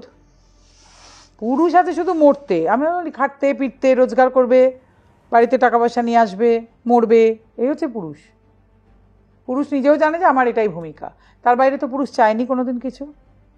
পুরুষ বলতে পারবে একটা ভোট আমরা বয়কট করলাম, পারবে বলতে কোনোদিন? বোকার মতো খেটে চলেছে সারাটা সময়। ইভেন একটা জায়গা থেকে মনে হয়, পার্সোনালি মনে হয় যে আমরা যদি নিজেরা টাকা রোজগার না করি বা ইনকামও না করি, তাহলে আমাদেরকে কেউ সিরিয়াসলি নেবে না বা রেসপেক্টও দেবে না। পুরুষ মানুষের তো সবসময় বলি মানি ব্যাগের জোরের উপর ডিপেন্ড করে। আবার অনেকে আমার অনেক কথা বলবেন, কিন্তু পুরুষ মানুষের জোর প্র্যাকটিক্যালি এটাই তো, মানি ব্যাগের উপর। যত আমার ওপর রাগ করুন, কিচ্ছু করার নেই, সব বলে লাভ নেই। কজনকে আমি তো সবসময় বলি, ওই সময় বুঝতে পারবেন। অসুস্থ হয়ে পড়ে থাকুন, আপনার টাকা না থাকুক, দেখবেন মজা। আর বাড়ি গিয়ে বলুন না পুরুষ মানুষ, আপনার আজ থেকে আমার চাকরিটা চলে গেছে, যান বলুন বাড়ি গিয়ে, তারপরে আমার সঙ্গে যোগাযোগ করবেন। আমার তো মনে হয়েছে এটা বলার আগেই অনেকে অনেক ক্রিটিক্যাল বা অনেক আমার সঙ্গে তারপরে যোগাযোগ করবেন, বললাম তো, বাড়ি গিয়ে বলুন চাকরি চলে গেছে আমার, মজা দেখুন। ড্রাস্টিক স্টেপও নিয়ে নেয় এরকম সময়, বাড়িতে বলার। এই যে এত 26,000 লোকের চাকরি গেছে, বলতে চাই না এটা নিয়ে, কজনের কি হয় তারপরে দেখবেন। কারণ সেই চাকরির উপর বেস করেই তো, সিকিউরিটির উপর বেস করেই তো বিয়েগুলো হচ্ছে। আমাকে খারাপ শুনতে লাগে, কারণ আমি সত্যি কথা বলি, তাই চাই না কারোর ঘর ভাঙুক, কারোর সংসার ভাঙুক, একদম চাই না। দেখবেন, দেখুন ফেমিনিজমের লড়াই জানিয়ে শুরু হয়েছিল, সেটা তো এখন আর নেই। তখন প্রয়োজন ছিল সমান শ্রমের মজুরি, স্বাস্থ্যের অধিকার, ভোটের অধিকার, শিক্ষার অধিকার, অত্যন্ত দরকারি জিনিস ছিল। এখনও হয়তো কেউ কেউ তার জন্য লড়াই নিশ্চয়ই করেন, কিন্তু আদারওয়াইজ টোটালটা ফেমিনিজমের একটা সিউডো ফেমিনিজম। এখন তো আর আমি টক্সিক ফেমিনিজম বলতে রাজি নই, ইটস আ সিউডো ফেমিনিজম। কেমন যে জানি, যারা সারাদিনে নিয়ে চিৎকার করেন তারা মানেই জানেন না। জিজ্ঞেস করুন তাদের কজন গিয়ে জানেন কি নিয়ে ফেমিনিজমের লড়াই শুরু হয়েছিল, জিজ্ঞেস করুন কি মানে কি, কারা কারা এর পুরোধা ছিলেন, ইভেন আমাদের ভারতবর্ষের কারা পুরোধা ছিলেন, কারা লড়ে এসেছেন এই লড়াই, কেউ কিচ্ছু জানে না। এরা পেয়েছে একটা গালভরা কথা, ফেমিনিজম, এই নিয়ে কথা বলেন তারা। তো কাজেই এটা নিয়ে কথা বলে আর লাভ নেই।